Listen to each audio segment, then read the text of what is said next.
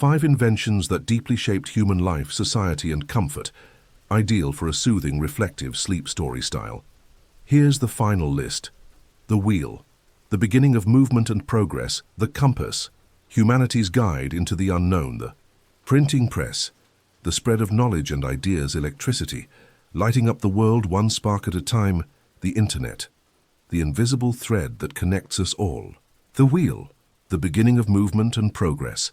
In the silence of the ancient earth, let your eyes begin to rest. Breathe in, slowly, and let your mind drift to a time long before electricity, before roads, before books, before maps. A time when the earth was young in its silence, and the world was still standing still. There were no cities then, no clocks ticking, no sound of tires on pavement, just the breath of the wind and the slow pulse of the planet beneath bare feet. Human life was simple, raw, fragile, and full of wonder. And in this simplicity there was one quiet truth. Everything had to be carried. Wood, food, stones, people. The burden of the world was on the backs of hands and shoulders. They moved slowly, and distances felt endless. No tools of speed, no tools of motion, but the stars above whispered ideas, and the ground below held secrets. And one day, in some forgotten place, someone noticed something. Maybe it was a round stone, smooth, worn down by a river. Maybe it rolled slightly when pushed, just enough to be curious, not enough to be useful or not yet. But it was a start, a gentle spark in the dark. That spark became a thought, and thoughts over time turned into shaping.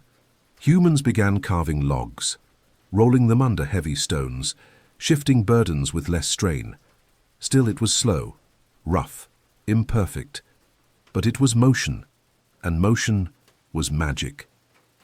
Imagine now a small village, sunset lighting the trees golden. A man crouches near a fire, wood shavings surround him. He's carving circles over and over, not for beauty, not for art, but for something he feels, something different. The idea of the wheel wasn't born in one night. It was shaped in silence, over years, by many hands. The earliest wheels weren't for transport. They were for pottery, to shape vessels, circles spinning, shaping clay like slow rivers. But the concept, the rotation, it was there eventually. Someone, somewhere, someone saw that spinning wasn't just useful for shaping, it could carry. And that changed everything. But in the quiet of those first days, no one knew what they had truly discovered. The wheel was not just a circle, it was a doorway to movement. Yes, but also to speed, to trade, to cities, to empires. It all began here with one circle that turned softly under the weight of hope. And so, as the fire crackled and cooled, the stars twinkled with ancient approval. And in the soft rustle of wind through leaves, the earth whispered, "You've just begun." The circle finds its place. The wheel did not roar into history.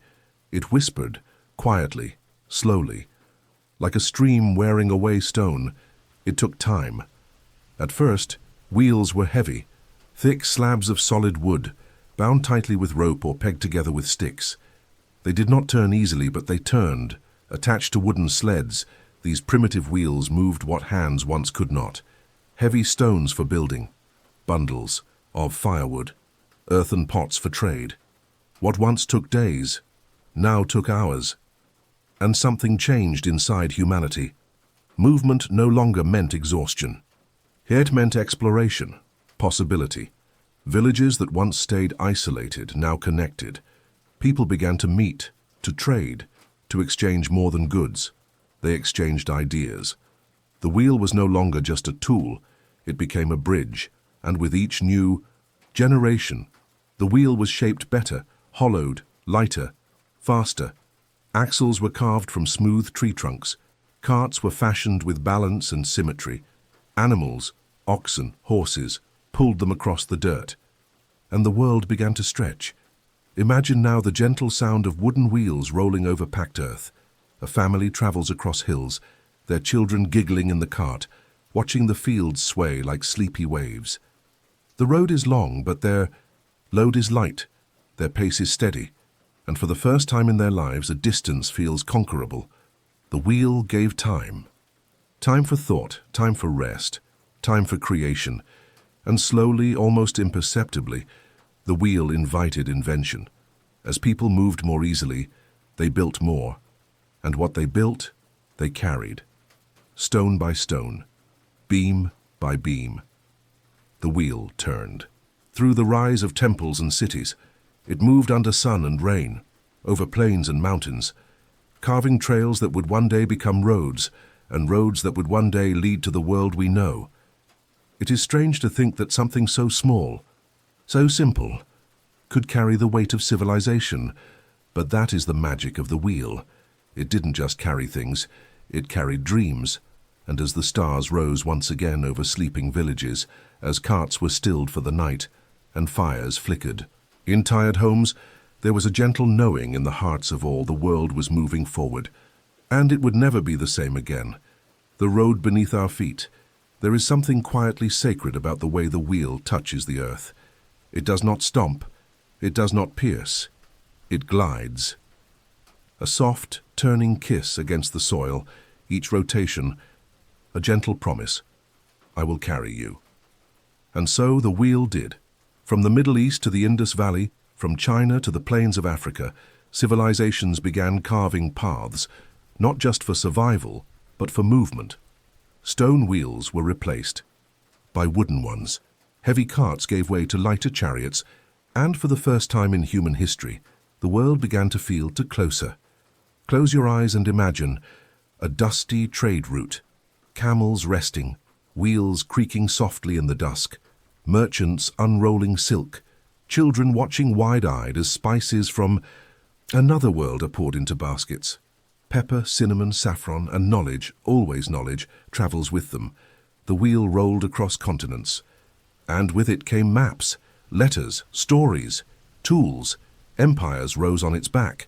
Rome, with its roads straight as arrows, carved not just territory, but intention. Wheels moved their armies, moved their grain, moved their ideas. The roads they built, they were made for wheels, not for feet, not for hooves, but for rolling forward. A silent understanding had formed. The wheel was not just useful, it was essential. And in the quiet hours of the night, when wheels stopped turning, fires glowed low in traveling camps, and people, strangers, just days. Before came shared bread, shared language, shared laughter, all because the wheel allowed them to meet. It had become more than a shape, more than an invention. It was now a companion, a silent, loyal companion, turning with the times, turning through dust and mud and seasons, turning without complaint, turning without rest, always turning, and as the stars whispered their age-old lullabies, the wheel whispered back, I'm still moving. The turning point of time. By now the wheel had grown wiser. It had traveled through forests and deserts, rolled across ancient bridges and winding mountain paths, and it had seen the rise and fall of kings.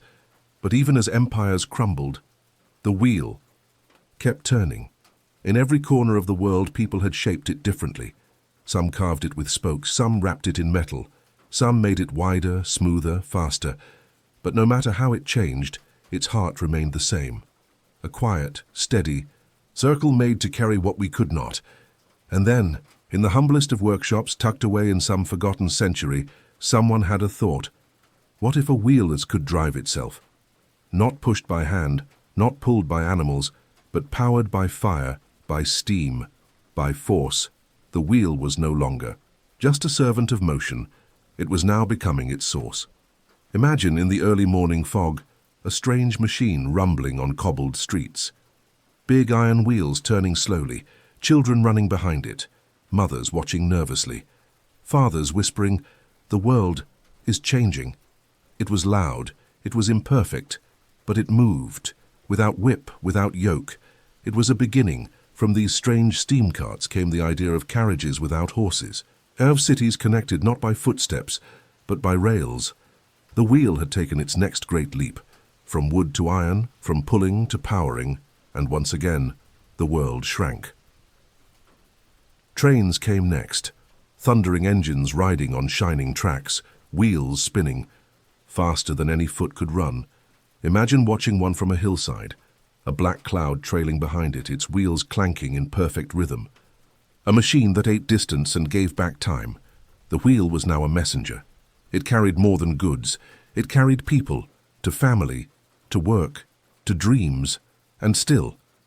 It asked for nothing in return, just a path to follow, just a direction to turn. As the moon rose over quiet tracks and steam hissed into the cold night air, the wheels slowed, but did not stop. They rested, briefly, before continuing on, because the journey of the wheel was still far from over, and somewhere, beyond. The hills knew ideas were waiting, ideas with wings, wheels that touched the sky. There is something almost poetic about the way the wheel evolved. What began as a carved circle on the forest floor was now climbing the heavens. The skies had always been a dream, too high, too distant, a place for birds and stars, not for humans, not for wheels, but dreams are stubborn things, and wheels, as it turns out, were meant to carry them. Imagine a small hangar, wooden beams, smell of fuel, a man with goggles tight around his face, hands trembling, but certain. Beside him, a strange craft, fragile-looking, almost absurd, but underneath. Wheels, simple, small, waiting. And when that aircraft lurched forward, when it rolled along the dirt with a stuttering push, those wheels led the way. They touched the earth as the wings caught the wind, and in that moment, the wheel let go. For the first time in history, wheels had lifted a dream into the sky, and yet they didn't vanish. They came back down with the plane, landing softly, faithfully, quietly. Even in flight, the wheel remained our bridge between ground and sky. Years passed. Planes grew faster, bigger, sleeker. Runways stretched across continents. And still, the wheel was there, tucked under wings, hugging the earth until the very last moment.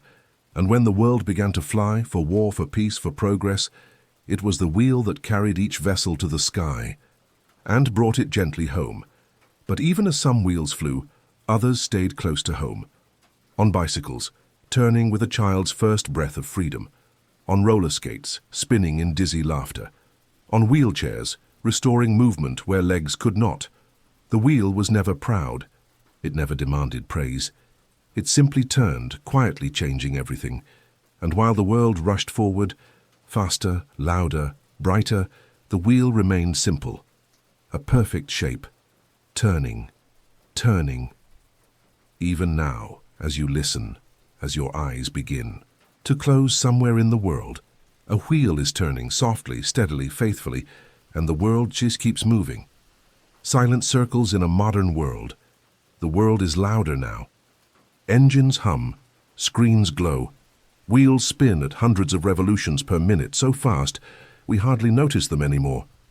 But they are still there, still holding the world together, just beneath the surface of our busy lives. In factories, wheels turn belts that make machines breathe.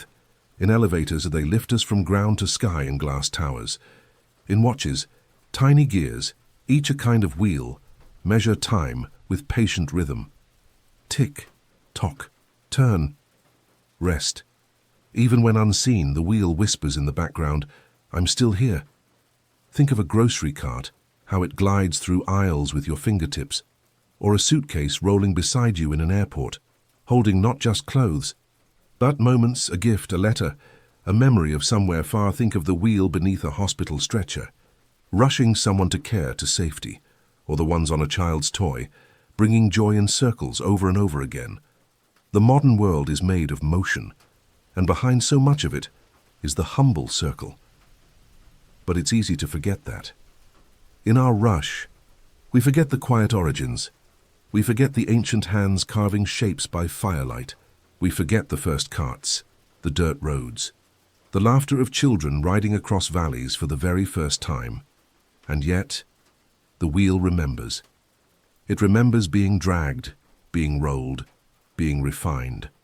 It remembers empires and poems and wars and weddings. It remembers every place it's been. And so when we pause, truly pause and listen, we can hear it again. that turning, that soft, faithful motion.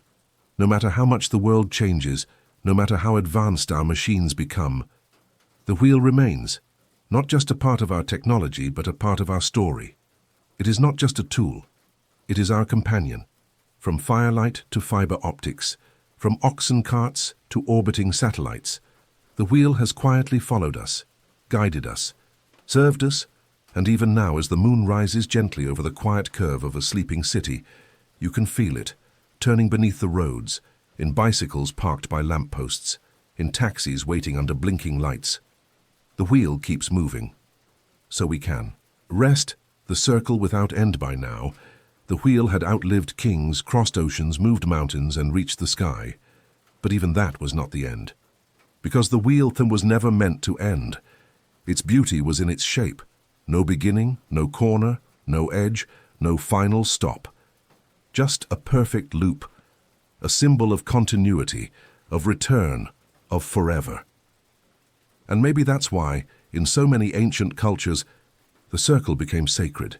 The sun, a wheel of light, the moon, a wheel of night, the seasons, turning like gears, spring to summer, to fall to winter, then gently back again.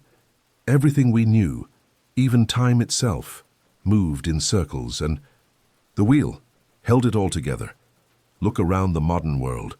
You'll see them everywhere once you begin to notice. Wheels in strollers, in door hinges, in turbines that spin wind into electricity, wheels in cameras that capture memories, wheels in satellites that rotate gently above the earth, silent guardians of communication and weather and wonder. Even in the soft hum of your fan as you sleep, or the quiet turn of a vinyl record playing a song you love. There is a wheel, always turning, sometimes tiny, sometimes hidden, but always essential. The wheel doesn't ask for attention, it doesn't beg to be remembered, but if you pause, truly pause, you'll feel it, in the rhythm of your breath, in the cycle of your day, in the stillness between thoughts, because life, like the wheel, moves gently in circles, and as you drift closer to sleep, know this: everything that moves you, every journey, every memory, every return, has followed the path of a circle, the same path traced by firelight long ago, the same shape carved into wet clay, the same promise carried across fields, roads, skies, and stars.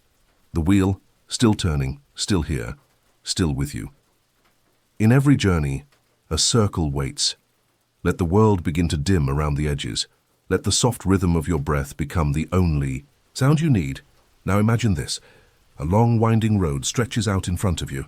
No buildings, no signs, just open land, tall grass on either side, and a path that hums with ancient memory.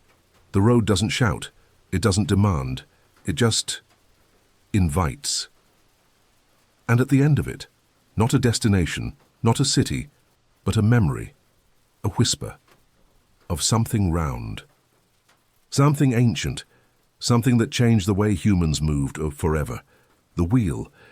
But this part of the story isn't about invention anymore. It's about presence. It's about how even now, in this moment of stillness, the wheel is everywhere around you. You just have to look. Imagine walking through a quiet town at dawn. The sky still wearing its pale morning colors, shops still closed, streets still wet, with the hush of night. What do you see? A bicycle leaning against a lamppost, its tires perfectly still, but ready.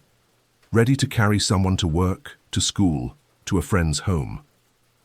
Across the road, a delivery truck idles gently.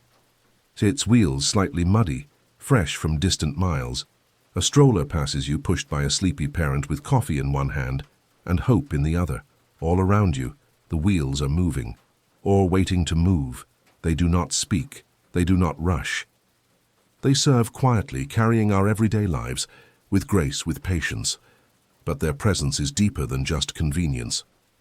They are woven into the very way we understand motion.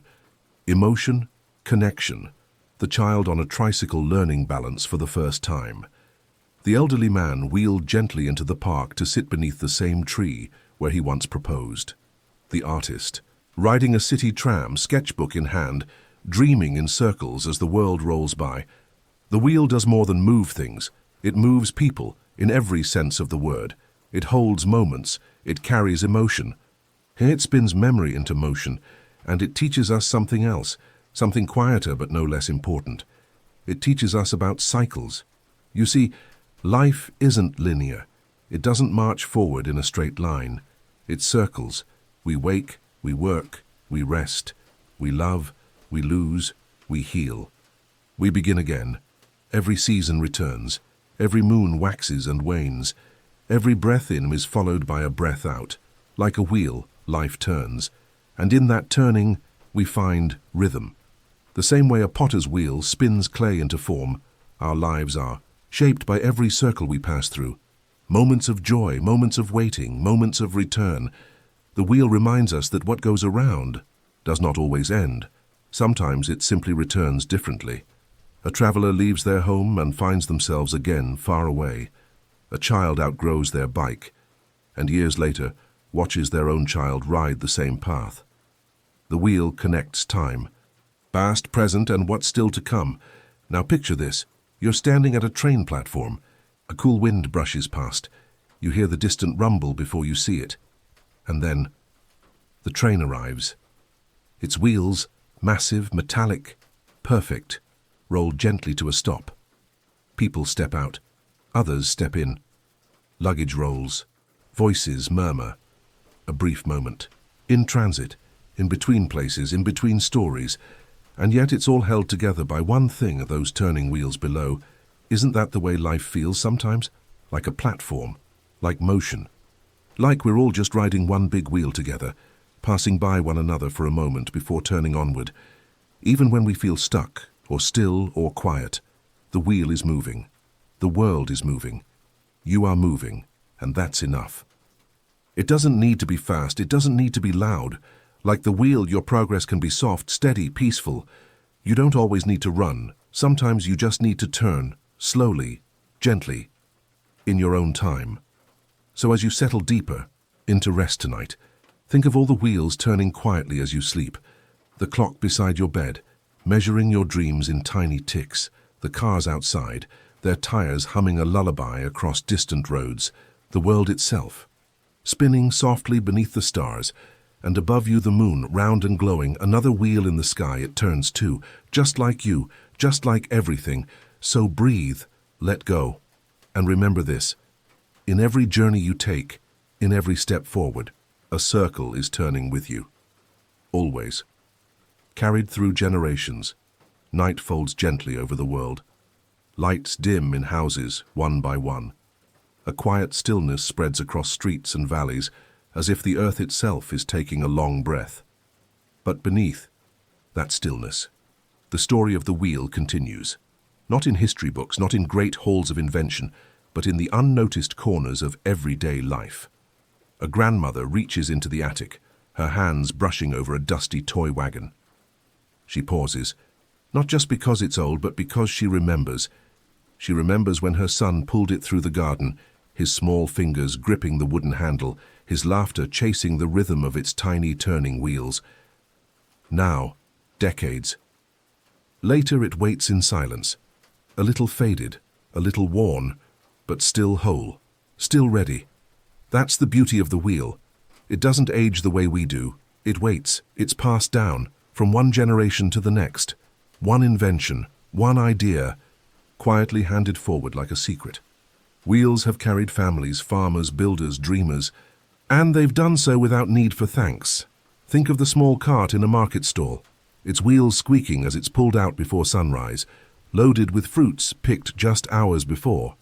A seller arranging them with care, knowing that these wheels are what allow her to offer, to earn, to live.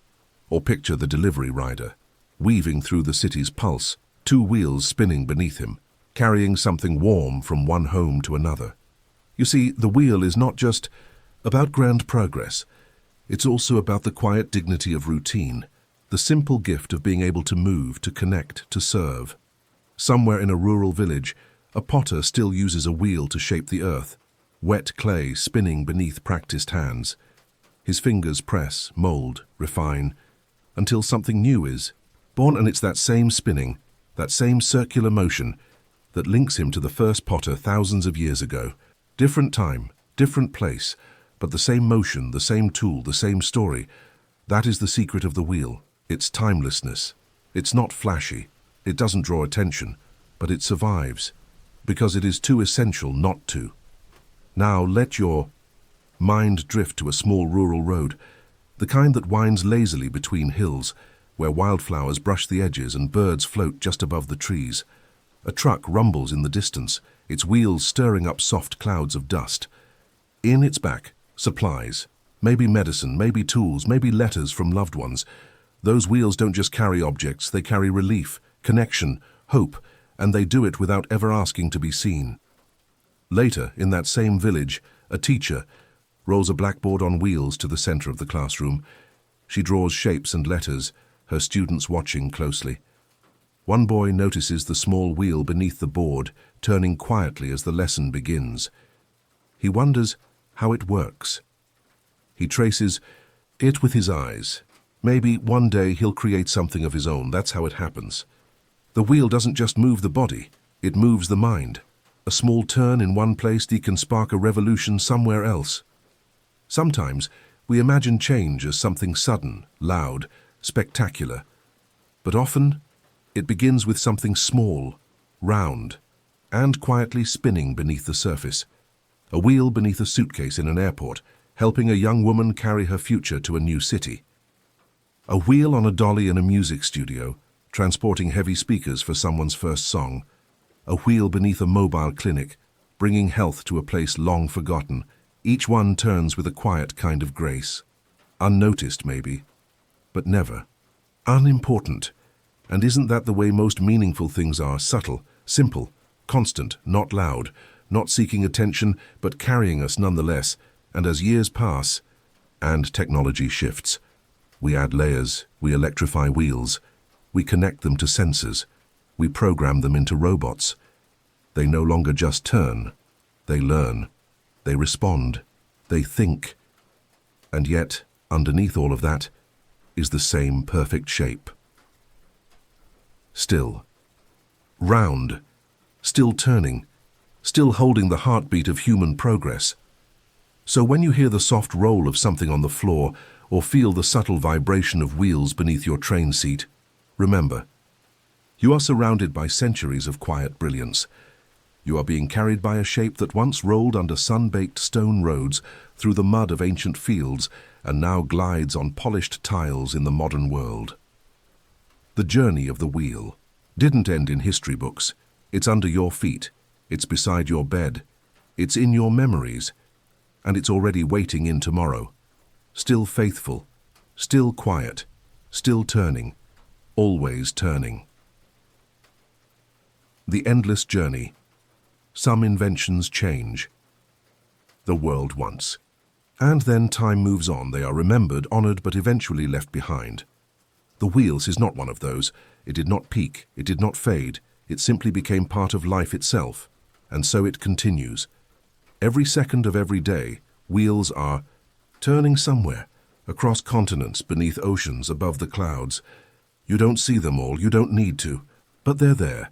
Moving elevators up shining towers, spinning turbines inside distant dams, turning gears within satellites that orbit silently above the sleeping Earth, and inside those orbits, even the planet we live on. Yes, this whole spinning world moves like the greatest wheel of all, a soft cosmic rotation, day into night, night into day, again and again and again. The same rhythm we've always followed. From the first cart pushed by ancient hands to the landing, wheels of a spacecraft gently touching lunar soil. It's all been motion. It's all been the wheel. Now imagine this. In a quiet home, a little child holds a toy, a simple car with 4 chunky wheels. They push it across the floor. It bumps once, then rolls. A soft giggle escapes. They do it again and again, not because they understand what a wheel is, but because they feel it, that motion, that return, that joy in repetition. You see, even before we understand words, we understand circles. We chase them. We draw them. We feel safe inside them. The wheel is more than an invention. It's a feeling, a memory of comfort, a pattern we trust, a rhythm that whispers, "You're safe. You're carried. You can rest now. And in some ways, that's all we ever wanted, to feel carried through time, through change, through the weight of everything. And the wheel offered just that. No speeches, no sound, just the soft promise of support. Let's look ahead for a moment into the future. Picture cities in the sky, machines that fly on silent energy, houses that move, buses that float inches above glowing tracks. You might think, the wheel has had its time, but even there, hidden beneath the glass and steel, something will still turn, because the essence of the wheel, rotation, rhythm, repetition, return, is eternal.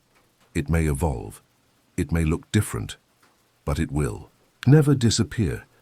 And long after we're gone, long after today's streets are dust and tomorrow's highways have shifted again, a child will draw a circle in the dirt, or spin a cap on the floor, or send a small round robot skimming across a solar field. And the story of the wheel will continue, through them, through all of us. That's the miracle. It's not just about the movement of things, it's about the movement of us, from stillness to purpose, from here to there, from then to now. The wheel helped us grow, explore, connect, but more than anything, it helped us remember the value of slow, steady progress. The kind that doesn't rush, the kind that doesn't break, the kind that turns, patiently, faithfully, towards something better. Tonight, as you lie quietly, your thoughts softer, your body still, know that the world continues to turn gently around you, and beneath every layer of technology, every road, every journey, there is a circle, always spinning, always bringing you back. You don't have to go fast, you don't have to know where the road ends, you only need to trust in the shape beneath your story, round, eternal, welcoming. A wheel, your journey, is part of it now. So sleep softly with the rhythm of every turn, carried by the quiet invention that never needed to be loud, to change everything. The wheel turns, and so does the world. And now, so can you, into peace, into stillness, into dreams. The compass, humanity's guide into the unknown, a world without direction. Before there were roads, before there were borders, before maps had names and oceans had lanes, there was only the sky above and the earth below, and in between, those two great unknowns. Humanity stood wondering which way to go. There were no GPS signals, no signposts, no arrows, no glowing blue dot moving across a screen. Only stars, wind, instinct, and the wild hum of possibility. In those early days, a journey was a promise and a question, wrapped into one. Travelers walked where the land allowed. They followed rivers like ribbons of hope. They watched the sun rise and guessed where it might fall, and sometimes they returned. Sometimes they didn't, because the world back then was a mystery with no map. A vast open book with no index to guide the page. Still they kept going, one foot after the other. Not because they always knew where they were headed, but because something deep inside whispered, "There's something out there." Imagine a young sailor standing barefoot on a beach of wet sand. The horizon stretches ahead, blue and endless. His boat is simple, his supplies are few, but his eyes are filled with a quiet determination. He doesn't have a destination. He only has a direction, a feeling, and that for a long time was all humanity had. Feelings, guesses, gut, and hope. But as the world grew, as settlements became villages and villages became cities, hope alone was no longer enough. People needed more. They needed something solid, something steady. Something they could trust even when the skies were cloudy and the stars were lost to storm. They needed a guide, not a map, a companion, one that didn't change with emotion or drift with wind. And so began the quiet search for direction that could be trusted, not just felt but known. That search, slow, subtle, shaped by centuries, would lead to a small object that fit in the palm of a hand, but opened the entire world. A circle, a needle, a quiet magnetic whisper pointing north, always north, the compass. It didn't shout, it didn't command, it simply pointed, and in doing so, it changed everything. The needle that knew it began. With a whisper. Not a loud discovery, not a royal decree, just a subtle realization that a piece of the earth wanted to point.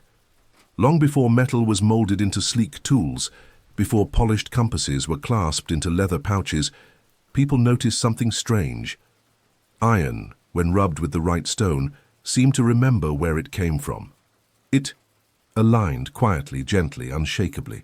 That stone was lodestone, and a mineral touched by magnetism, mysterious, naturally magnetic. Found deep in the ground, as if the planet itself had offered a clue. Someone somewhere held a shard of it, watched how it pulled at a sliver of metal, watched how it turned and turned again, always to the same place. They had found something. Not a god, not a flame, but a direction. A truth buried in the earth's pull. At first, no one called it a compass. There was no language yet for something so quiet, so steady. It was just a mystery, but it was a useful one. The earliest records came from China, a civilization of deep thinkers, careful observers. They called it a south-pointing spoon, a smooth metal spoon set on a polished bronze plate, the zi, handle always turning toward the south. It sat not in a sailor's pocket, but in the quiet corners of temples and studies. A philosophical object, a guide for harmony. They didn't yet know what they'd found, but they felt its power. Not power like fire, not power like stone. This was subtler, like a whisper you can't unhear. Eventually, that whisper reached the sea, because where it was needed most, it was where the stars disappeared, on the ocean. Sailors knew fear, not because they lacked courage, but because they lacked certainty. Storms would erase the sky, clouds would mask the stars, and direction, that sacred thing, would vanish in an instant. There were no paths at sea, no landmarks, no trees, to guide the wind, just waves, endless, indifferent, and into that emptiness and the compass was placed a bowl of water, a sliver of magnetized iron floating on a leaf or thread, turning, even when the ship rocked, even when lightning cracked the sky. Still it pointed, not loudly, not dramatically, just steadily. That simple movement, that quiet turning of the needle, brought comfort in chaos. It said, "You are not lost. You are still going somewhere." Gave direction when the world gave none, and with direction came courage. Imagine a sailor in the 11th century, far from home, his ship carved by hand, his crew silent with worry as the sky darkens.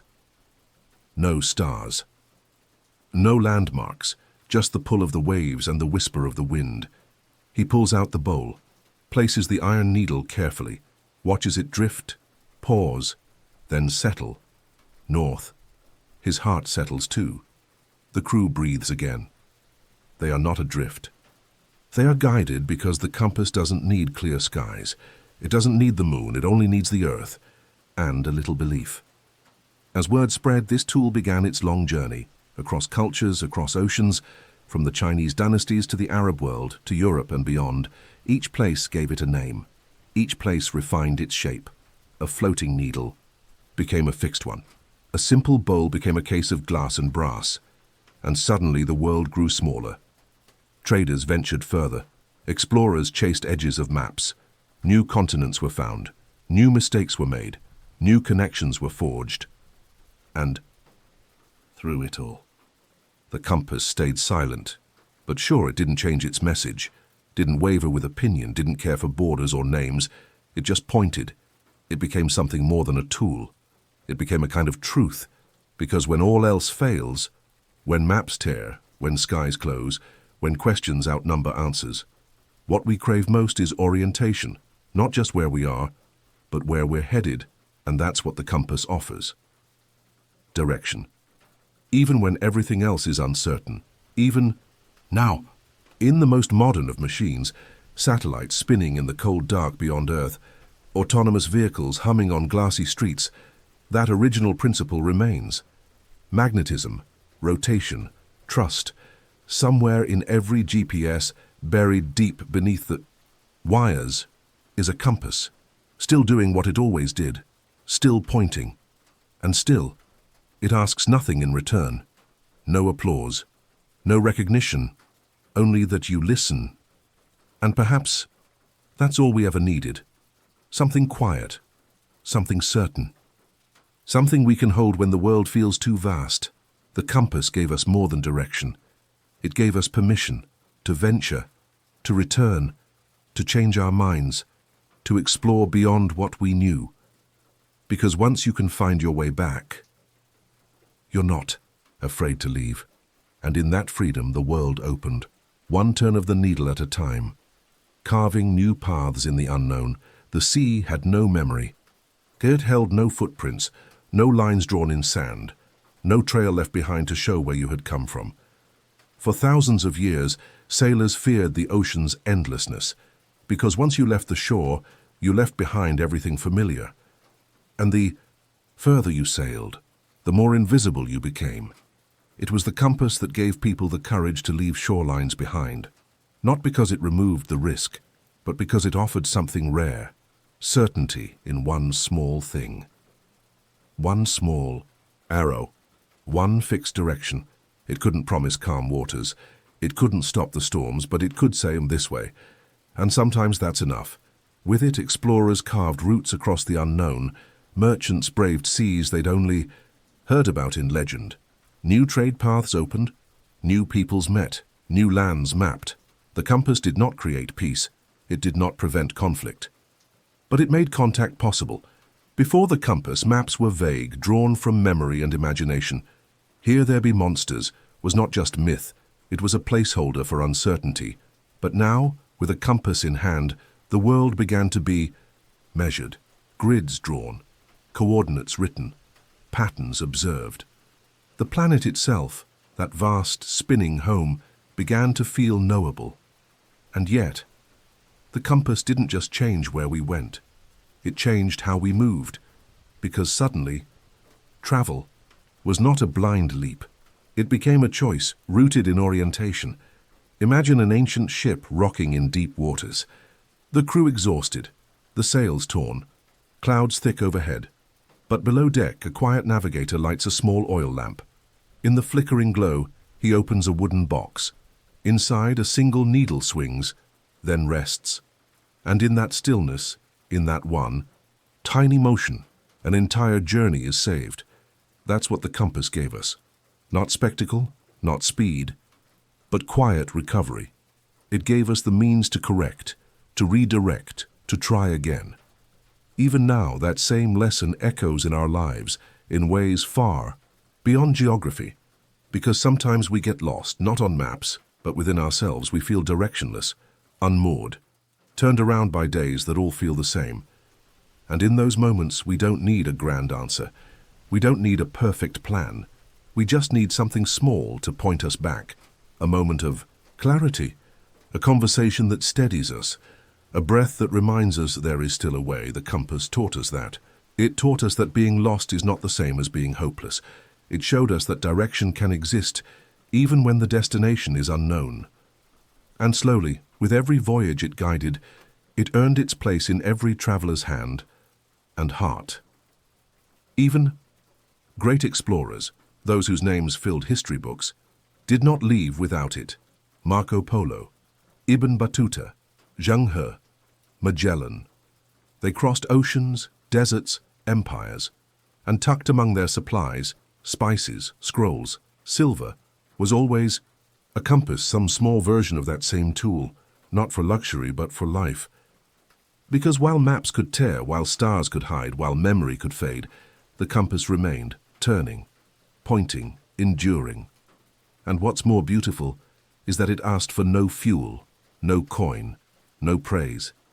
It worked because the earth itself gave it power, magnetism, invisible lines pulsing from the planet's heart. We didn't invent that. We discovered it. We listened to what was already there. And isn't that, in some way, the secret to every great invention? Not forcing something into existence, but uncovering what the world had quietly hidden for us to find. The compass was already here, long before we knew to ask for it. It waited patiently in the ground, in the stone, in the pull between north and south, and when we were ready, we learned to hear its call. We learned to trust that something unseen could still be true. In that sense, the compass didn't just shape exploration. It shaped belief. It taught us to follow something even when we couldn't see the full path. Even now, when planes soar at thousands of feet, when satellites beam directions from space, the basic principle remains. We move forward by trusting something, steady, even when we don't fully understand it, even when we don't know what lies ahead, because the compass never promised a clear road. It promised orientation. It didn't say, "You'll be safe." It said, "You're not lost." And sometimes those 4 words are more powerful than all the maps in the world. The direction. Within, the compass has always been about the outside world, oceans and trails, cities and stars. But over time, something changed. People began to realize that this small instrument, this quiet, unwavering needle, also mirrored something deeper. Not just where we were going, but who we were becoming. Because direction is not just physical, it's emotional, it's spiritual, it's personal. We've all felt it. The ache of being unsure, the stillness that feels like being adrift. Not because we don't know where we are, but because we're unsure of what comes next. That's when we look for signs, for signals, for something steady in the noise. And often what we truly seek is a kind of compass inside us, a quiet guide, a personal, true north. In ancient times, this connection was deeply felt. Philosophers, monks, mystics, they spoke of balance, harmony, alignment. They taught that the outside journey and the inner one were reflections of each other. A compass might help you cross a sea, but it could also remind you of the direction your heart was pointing, because even in silence, especially in silence, a direction remains. Let's imagine a traveler alone on a desert path. The sky above is cloudless, the sun high and golden. She pauses. There is no sign, no voice, only wind, sand, sky. But she places her compass in her palm, lets the needle settle, and as it points north, something settles in her too. A decision. A small certainty. A return to intention. She walks on, not faster, not with urgency, just with peace. That's the gift of orientation. It doesn't rush you, it grounds you. In modern times, we often associate progress with speed, with movement, with getting there first. But the compass reminds us that progress is simply knowing the way, even if you move slowly, even if you pause, even if you take the long road. It tells you you are on the path, and the path is enough. This is why, even now, the image of a compass resonates. It appears on tattoos, book covers, in stories of healing and hope, not because we all wish to sail, but because we all long for direction, a way forward, a center, a quiet voice that says, "This is the way." In literature, the compass becomes a metaphor, a symbol of resolve. A character unsure of their place turns to a small, round object and is reminded that clarity still exists, even if it's only a thin needle moving silently in a circle. And perhaps that's what makes it so comforting. Its shape, a circle, mirrors our seasons. Our breath, our thoughts. It loops, then settles, turns, then stills. Like us, even in its motion, there is calm. Let's return to the sea, where the compass earned its name. Centuries ago, during long voyages, navigators kept journals, not just of winds and tides, but of feelings, moments of doubt, moments of wonder. Many would write not just "we headed north," but "the compass pointed north again today," as if it wasn't just a tool, but a companion. And in a way, it was, because in those vast, lonely spaces, far from home, far from certainty, having something consistent was a comfort beyond measure. And isn't that true even now? In a life full of shifting opinions, plans, expectations, we long for something that stays the same. The compass does that. It doesn't adapt to trends. It doesn't care about what's popular. It simply responds to the world's pull and reflects it faithfully every time we hold it, and it holds us even without asking. And perhaps that's why so many people carry compasses, not for navigation, but for reminders. that the earth has a rhythm, that direction can be trusted, that, even when all else changes, there is still a center to follow. There's something sacred about that. Think of the quiet weight of it in your hand. Cool metal, clear glass, one arrow, always turning, always returning. It asks nothing of you. It waits. And when you're ready, it answers. No matter how lost you feel, no matter how long it's been, and maybe, just maybe, we each carry a compass like that inside us. It doesn't shout, it doesn't force, but when you listen, when you really listen, you can feel it, the part of you that knows, that points, that gently reminds you, this is still the way. You're still meant to go. You're still allowed to begin again. Lines. That crossed the world by now. The compass was no longer a secret. It had crossed deserts, it had sailed oceans. It had been tucked into the coats of explorers, hung from the belts of cartographers, rested in the palms of travelers who carried no maps. Only courage. But even as it became more common, its magic did not fade. Because the compass didn't just help you find your way. It helped the world make sense of itself. Before the compass, there was no true north. Only relative directions. Follow the sun. Stay near the river. Walk until the mountain curves. But now, direction had structure. It had meaning. North was no longer a suggestion. It was a fixed reality. And with a fixed north, you could draw lines. You could make maps that aligned. You could cross borders and return to the same place. You could understand your position and someone else's. This changed everything, not just for navigation, but for how people saw the planet. Think of a globe, now perfectly shaped, marked with invisible lines. Longitude and latitude, they mean little to the eyes, but they mean everything to direction. Lines of orientation, born from the belief that we could measure even the spinning of the Earth, born from the idea that somewhere there is a center. The compass didn't just inspire travel, it inspired order. It allowed civilizations to map their coastlines, to chart the stars with better accuracy, to create time zones, and eventually, to connect. Imagine two distant lands, two people separated by mountains and myths. But now, each with a compass in hand, they could agree on north, on distance, on meaning. That one simple tool made the world smaller, not by shrinking it, but by giving it structure. It gave birth to great voyages, of trade, of war, of diplomacy, of friendship, and it left its mark in places we still walk today. Old harbors with stone compasses carved into the ground, ancient maps with elegant roses of direction inked in corners, sundials paired with iron needles, ritual circles built to mirror the heavens, and always aligned with north. But while the compass ordered the external world, it continued to echo within. It showed people that direction was not something to guess. It was something to find. You did not have to be born knowing your path. You only had to be willing to look for it. And if you were still long enough, quiet enough, open enough, the answer would reveal itself. A small shift, a gentle turn, a pause, then clarity. North. There are stories from every culture, tales of wanderers, seekers, pilgrims. Some carried physical compasses, others carried their inner versions, but all searched for something similar, alignment with the land, with their people, with their purpose.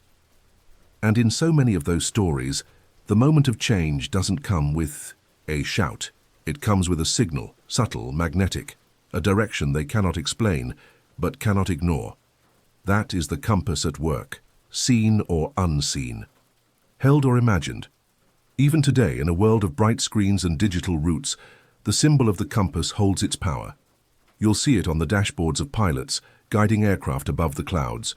You'll see it embedded in watches, in apps, in emergency kits tucked away in hikers' bags. Because despite our tools, despite our advancements, we still trust the needle. We still trust the quiet turn of orientation. Let's return now to a quieter image. A young traveler sits beside a campfire. The forest around her is thick. Darkness has fallen and the path is no longer clear. Her map is damp. Her phone has no signal. But in her backpack, a small compass rests. She pulls it out, holds it level, watches as the needle drifts, then points. She smiles. Not because the journey is over, but because it can now continue. That is the heart of what a compass offers. Not an answer, not a destination, just the next step. That's enough. It's always been enough. And it's the same in life. Sometimes we wait for full clarity, a perfect picture, a glowing sign. But most of the time all we need is the next direction, a feeling that says, this way, even if you don't know why yet. The compass doesn't tell you what you'll find. It simply helps you begin, and that is everything. Because beginnings are sacred. They are soft, delicate things, easily discouraged. The compass protects them, guides them. It tells you that movement, even small movement, matters. So wherever you are tonight, whatever decisions lie ahead, whatever journeys you've paused, know that the compass still waits inside you, beside you, around you, turning gently, listening, ready to help you begin again, or begin for the first time, just like it always has. Finding home again.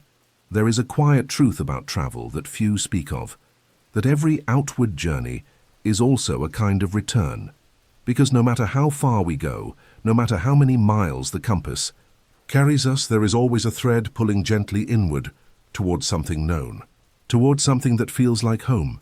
And the compass, for all its strength in helping us go outward, has always been just as powerful in helping us find our way back.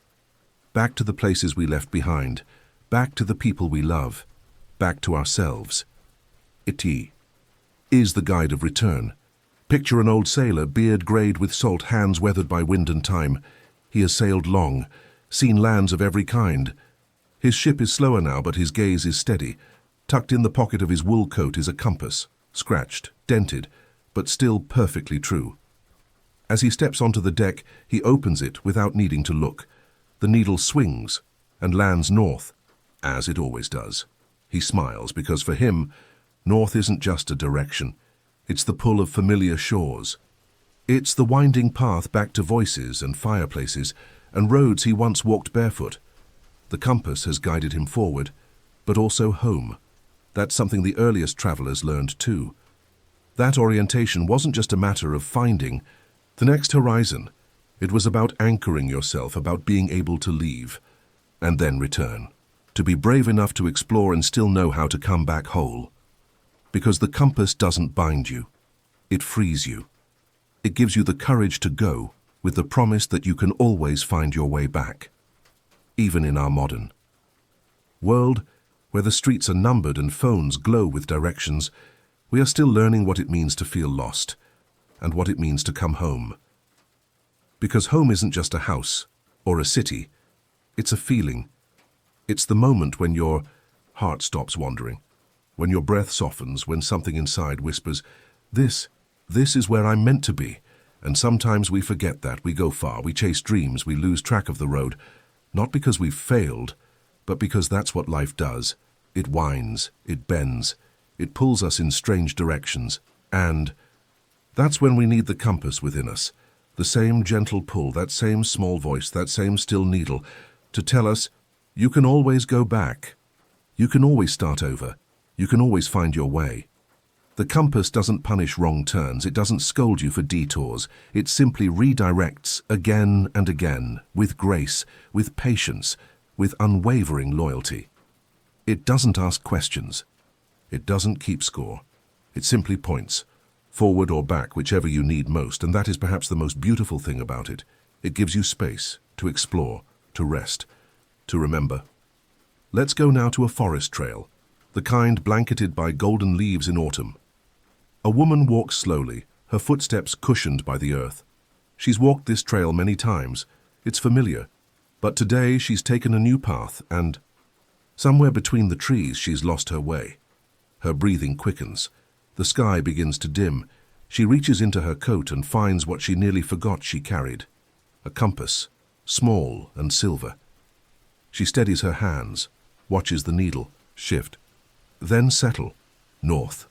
She closes her eyes, feels her shoulders lower.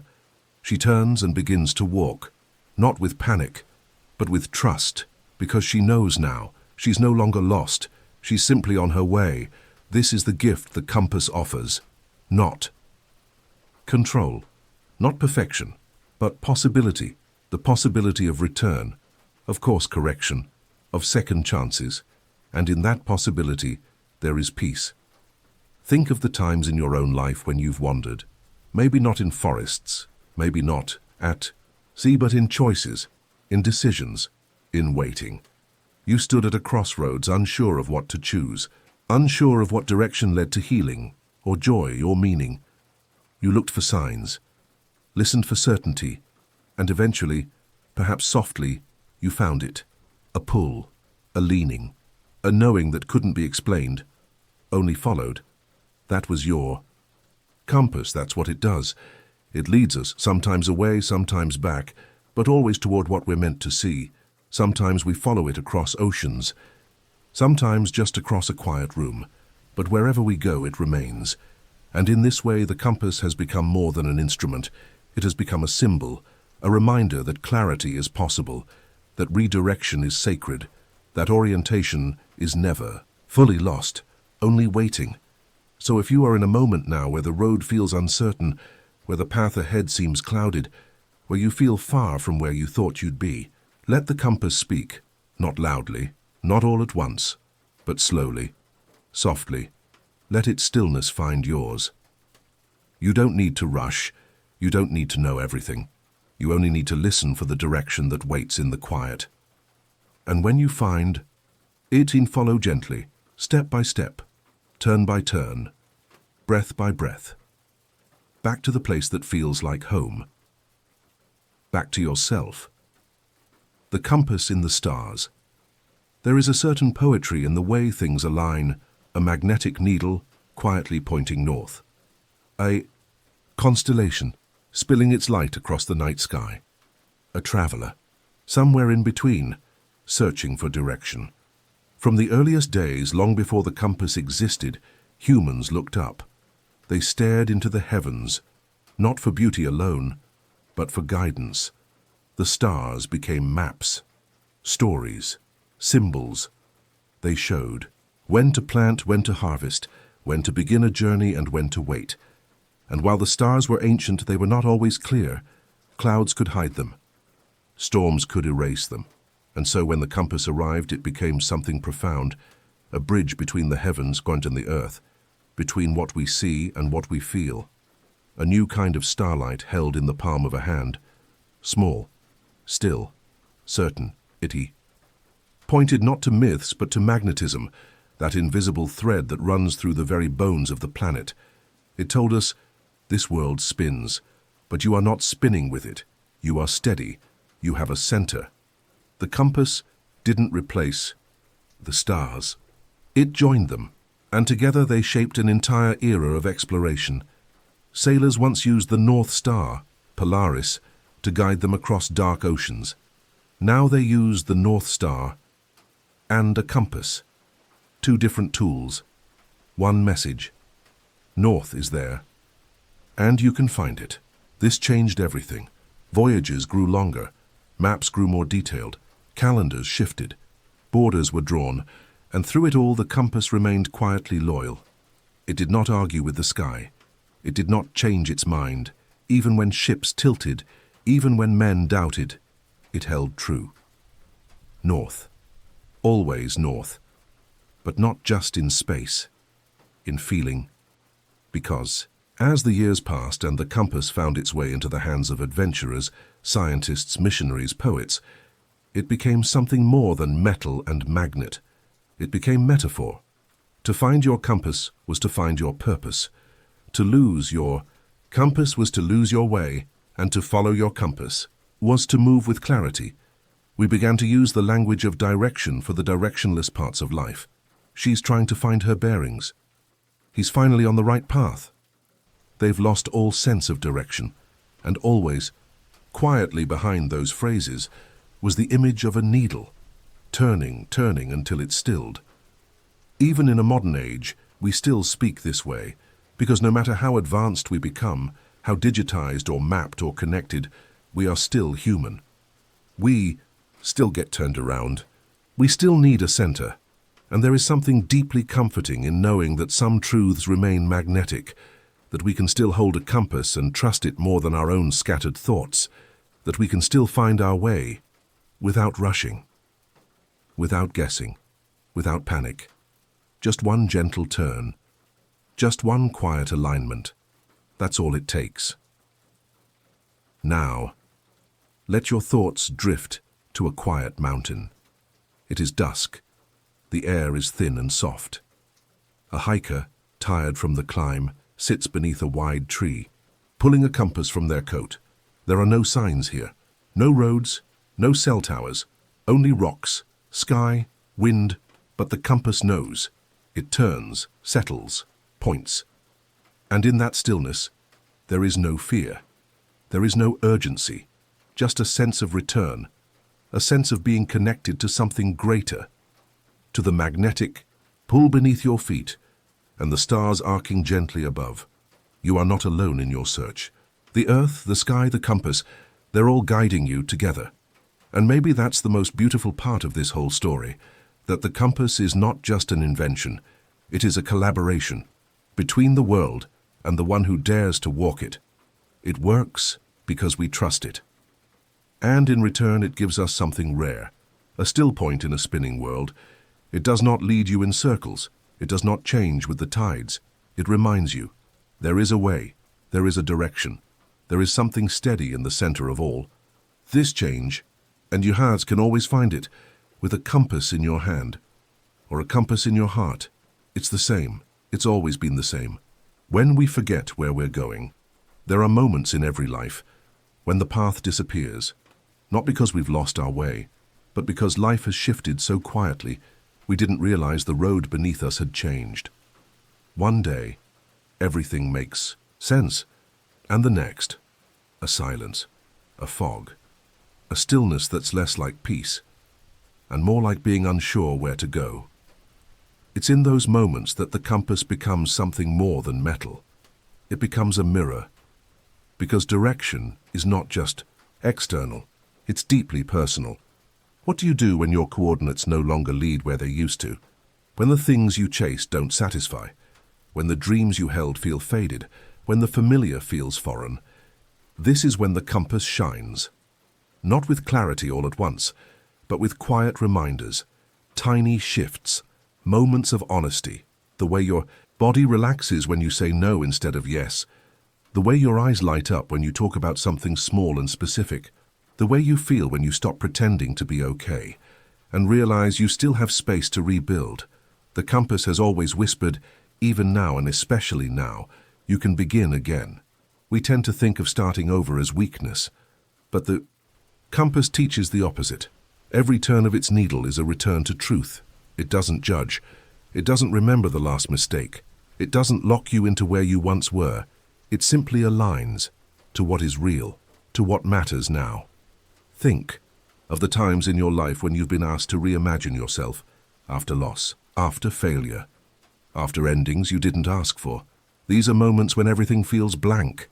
The map disappears, even the stars feel cold, and yet the compass keeps turning, gently, silently, waiting for you to notice, waiting for you to listen. Its job is not to make the journey easier. It's to remind you that there is still a journey, that your story is not over, that direction is still possible, even if it's new, even if it's unfamiliar, even if it leads somewhere you never planned. To go, it's okay to change your course. It's okay to say, I thought I was going north, but now I feel pulled west. This is not failure, this is listening. We are allowed to change, we are allowed to follow new truths, we are allowed to find new paths and call them home. That's what the compass teaches. That redirection is not weakness, it's wisdom. It is better to pause, to hold still, to let the needle settle, than to charge ahead without knowing why. So many people walk quickly, but not everyone walks intentionally. The compass doesn't ask for speed. It asks for presence, a slow breath, a quiet moment, a willingness to hold it flat and wait for what it shows you. Imagine now an old writer, surrounded by pages, unfinished drafts, letters never sent, Books that no longer feel alive. They hold a compass in their hand. Not because they plan to travel, but because they need something steady as they rewrite their life. They're not looking for geography. They're looking for permission to begin again, to dream again, to move, even slowly, towards something new. And the compass offers it, not with applause, not with promises, but with that one gentle turn. It tells the writer, you are not stuck, you are simply waiting. And they know, deep inside, that they are ready to move forward, not because they've figured it all out, but because they've remembered how to listen, how to realign, how to turn back toward themselves. That's what makes the compass so timeless. It's not just about where you go, it's about how you go, with curiosity, with gentleness, with the knowledge that life does not have to be a straight line. It can bend, circle, pause, shift. And through all of it, the compass will not leave you. It will keep pointing, not just to north, but to what matters most, to peace, to truth, to what pulls you gently, even when you can't explain why. You're not expected to always know where you're going. You are simply invited to keep listening.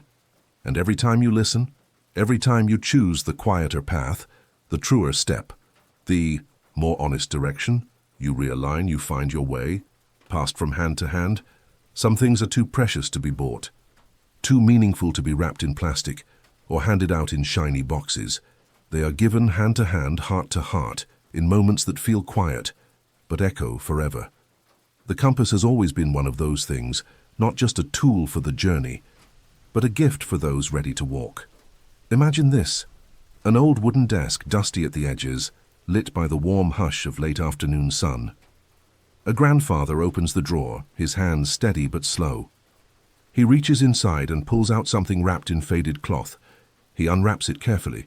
It's a compass, its edges worn smooth, its brass dulled with time. The glass is still clear, the needle still moves. He hands it to his granddaughter. Not with fanfare, not with speeches, only this. This helped me calm when I didn't know where I was going. She holds it lightly at first, then with both palms, and though she says nothing, she feels it. Not just the weight of the metal, but the weight of the memory, the trust, the quiet permission to find her own path. That's what a compass becomes when it's passed down. It is not just a pointer, it is a story of someone who got lost, who got found, who left, who returned, who learned to listen to something. Quieter than a voice, but stronger than a fear. There are no batteries to charge, no screen to swipe, only a needle, and the wisdom it holds. It doesn't tell her what career to choose, or which road will lead to love, or how to avoid heartbreak, but it tells her this. There is a direction inside you, and when you're ready, you'll feel it pull, and she will one day, years from now. She'll be standing on a train platform, bags at her side, questions in her chest. She'll open her coat pocket, pull out that same compass, and let it steady her. She won't need it for travel that day, but she'll need it for trust, for remembering that even when you leave, you carry the direction with you. That's how the compass lives on, not in museums, but in moments. A father giving his son a compass before college, a friend gifting one, to another before a long trip, a soldier holding one like a prayer before heading somewhere unknown, and in each exchange, the same message. You don't have to be certain. You just have to begin. And if you get turned around, you can always realign, because it's not about perfect planning, it's about orientation, about remembering that the world is vast and so are you. But somewhere in all that space, there's still a way forward, even when it's not straight, even when it bends, even when you must double back to start again. The compass allows that, encourages that. It does not say you must know everything. It says you must only know where you are now and what feels true next. That's how it becomes legacy. That's how it travels through time without ever aging, because the compass doesn't belong to a moment. It belongs to every moment when someone asks, "What now?" You see it everywhere, once you start looking. Tattooed. Near the heart, carved into wedding gifts, stitched into journals. Not because it's stylish, but because it's steady, because it says something without speaking. Even if you change, your truth does not. Even if you're afraid, you're not lost. And so the compass is given, again and again, not just in families but in friendships, mentorships, goodbyes. It is the tool of transitions, of crossings, of becoming. We give it when words fall short. When we don't know how to say, I believe in you, I trust your instincts. You'll find your way. The compass says it for us. Let's picture a final scene. A woman stands in a field. She's older now, not tired, but full. She's walked many roads, some planned, some spontaneous, some hard in her pocket, the compass she's carried for decades. She turns it in her hand. It still works. It always has. Next to her, a child, curious, wide-eyed, ready. Without a word, she hands it over. The child takes it, carefully, then looks up. What do I do with it? She smiles, softly. Whatever you want, she says. It won't tell you who to be. It'll just remind you that wherever you are, you're never truly lost. And together, they stand under the sky. Two souls, one compass in a world that keeps turning. True north never leaves, and now, after oceans crossed, after forests wandered, after paths lost and found again, we arrive here not at a final destination, not at a grand conclusion, but at a place of stillness, because every story, even one about movement and discovery, must return to center, to that gentle point where the needle always rests, quiet and sure after all the spinning is done. True north. You see, true north has never been about geography alone. It lives beyond the maps, beyond the weather, beyond the tools. True north is a feeling, an alignment, a whisper inside you that says, this is where you are meant to be now. And it doesn't always arrive in grand moments. Sometimes it comes while folding laundry, while walking a quiet road alone, while listening to rain at the window. A moment opens. You breathe in, and for the first time in a long time, you know. You're okay. You're not lost. You are turning toward yourself again. That is the work of the compass. It does not demand that you be ready. It simply waits until you are. It does not push. It aligns, and when it settles in that thin arrow resting in the direction of truth, you begin to move again, not with urgency, not with fear, but with knowing, the knowing that you are not wandering, you are becoming. In all the years since its creation, the compass has outlived kings, kingdoms, wars, inventions. It has sat in wooden ships and in rocket capsules. It has crossed deserts and floated in deep-sea submersibles. It has been held in trembling hands and in confident ones. But its message has never changed. Not once. There is a direction, and it is yours to follow. And so it remains. In glove compartments, in hiking packs, in heirloom drawers, in pockets of those not yet sure where they are going, but who know they must begin. Even now, as you rest, somewhere far away, a compass turns, maybe in a cabin, maybe on a cliffside, maybe on the deck of a small boat in the Arctic dark. Its needle dances slightly, responding to the earth's silent breath, and then it stills. North. It does not know who will look at it next. It does not need to. Its promise is the same for all. When you are ready, when you are listening, I will show you the way. That's the quiet miracle of it. It does not just point through space, but through self. It turns not only toward mountains, but toward meaning, not only toward cities, but toward clarity, and it does so gently, faithfully, without needing to be thanked. So now, as you lie back, your body still, your thoughts slowing, feel the compass within you, the one that has waited, the one that knows it is not lost, it is not broken, it is simply quiet, waiting for you to ask, where now? And the answer it gives will not be loud. It will not flash like a sign. It will come in small pulls, like a tide inside your chest, and you'll know. You will. You will feel it in your breath, in the soft settling of your heart, in the quiet hope that says, I may not know the whole path, but I know the next step, and that is enough. That has always been enough. Let this story close now, not as an ending, but as a soft return to your own center, to your own direction. Let the compass rest. Let the noise fall away. Let the world. Keep turning us and know that wherever you are, you carry your truth with you, your compass, your north, your quiet, unwavering guide, and in that truth, you are already home. The printing press, the spread of knowledge and ideas before the words could travel, long before books filled shelves, before stories sat quietly on nightstands, before newspapers fluttered through morning air, there was silence.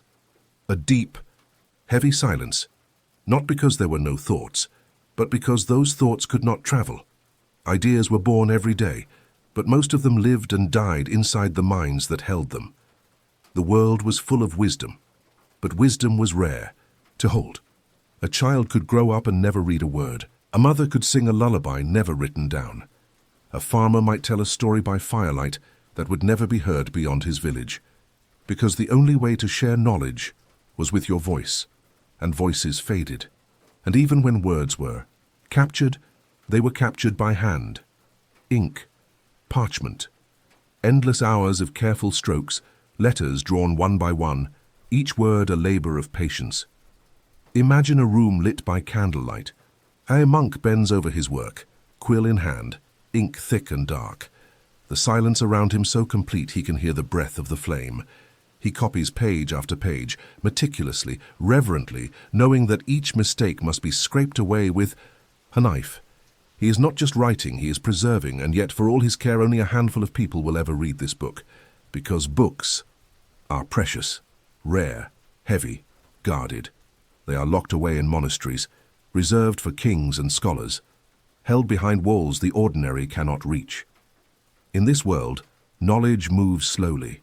It trickles from teacher to student, from father to son, from scribe to reader.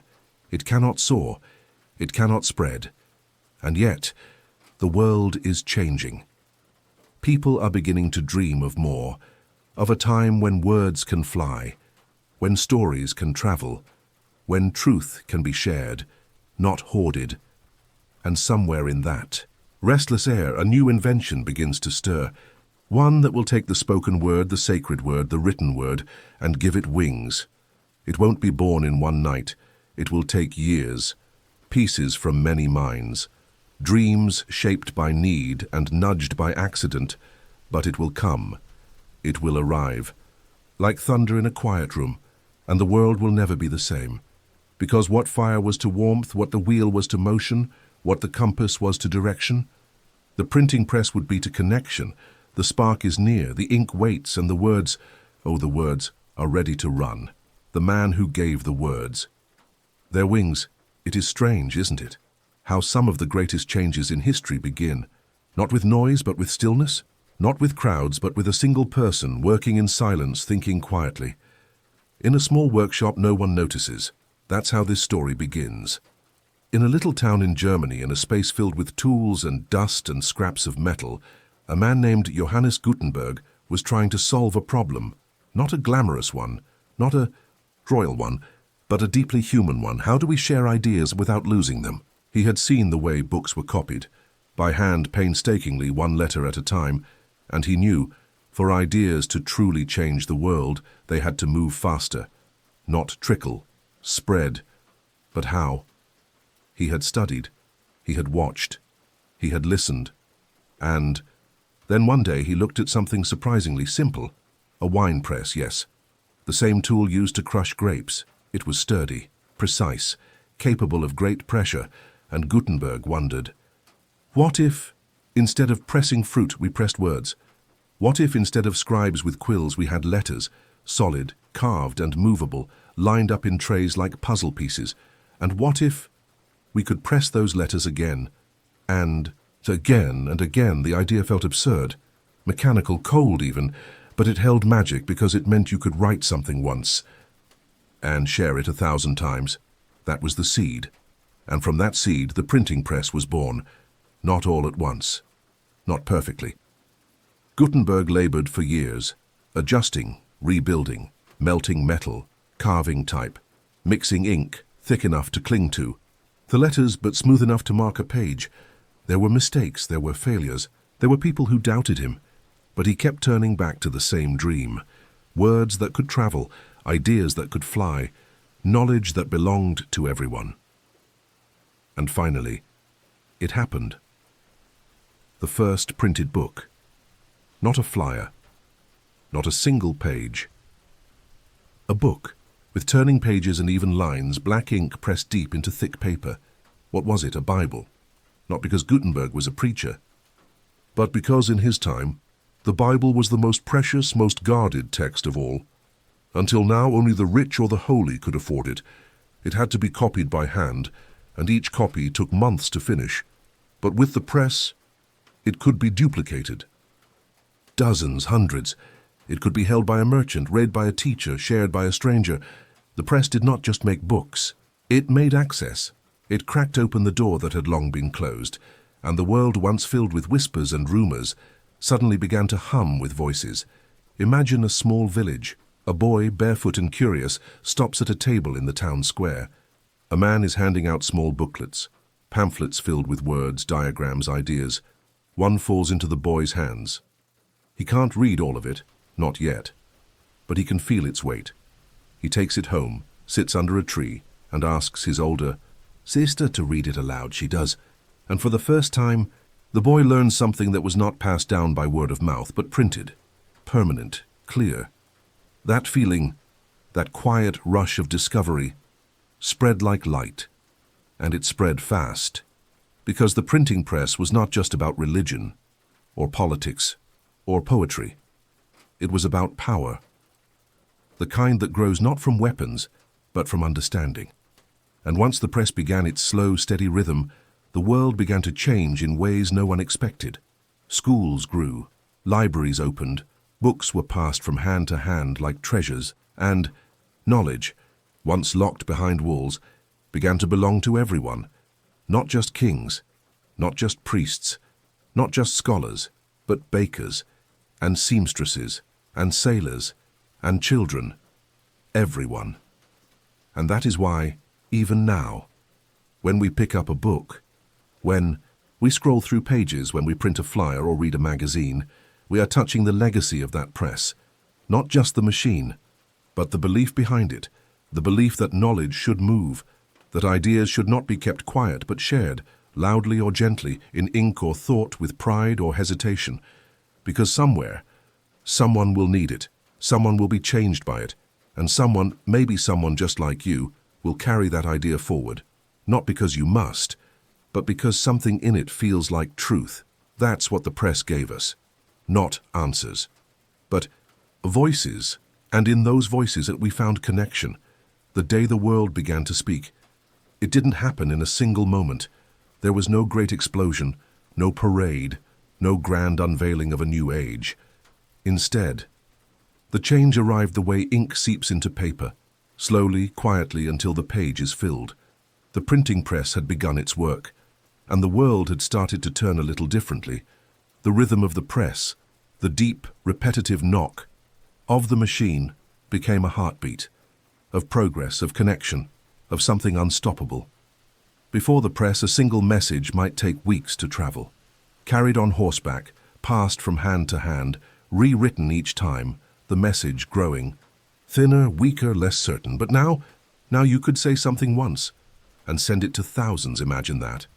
A thought born in the quiet of one room, pressed into paper by the weight of metal, stacked and bound, carried to every corner of a city, then a country, then a continent, and beyond. You could feel it in the towns, in the cafes and marketplaces, in the little churches and busy inns. People were reading, people were talking, and more than that, people were thinking, because ideas are contagious. And when they are printed, they spread faster than fire. It began with simple things, religious texts, poems, philosophical debates. Then came almanacs, weather predictions, guides for planting and harvesting, books for children, books for learning to read, books for learning to dream. The press didn't care who you were, rich or poor, young or old. If you could read, you could learn. And if you could learn, you could grow. It was, in a quiet way, a revolution, but not one of soldiers, one of minds. And perhaps that's why the printing press caused such discomfort in the beginning. Because when people start to think for themselves, Those in power start to tremble. Before the press, truth could be controlled. A small group could decide what was shared and what was silenced. But with printing, truth became harder to cage, because for every book burned, 10 more were printed. 4. Every voice shut down, 100 more were born. And so began the rise of questions. What is justice? What is freedom? Who decides what we know? Questions that were once whispered now appeared in bold black letters on thousands of pages rolling, off wooden presses in cities large and small. This wasn't chaos. It was awakening. Let's picture a scene, a small shop at the corner of a quiet cobbled street. Its windows are dusty. Its shelves are overflowing, and inside, a printer works. He wears a thick apron, his hands stained with ink. The room smells of metal, wood, and damp paper. He sets the letters into place, one at a time. It is slow, careful, like a kind of prayer.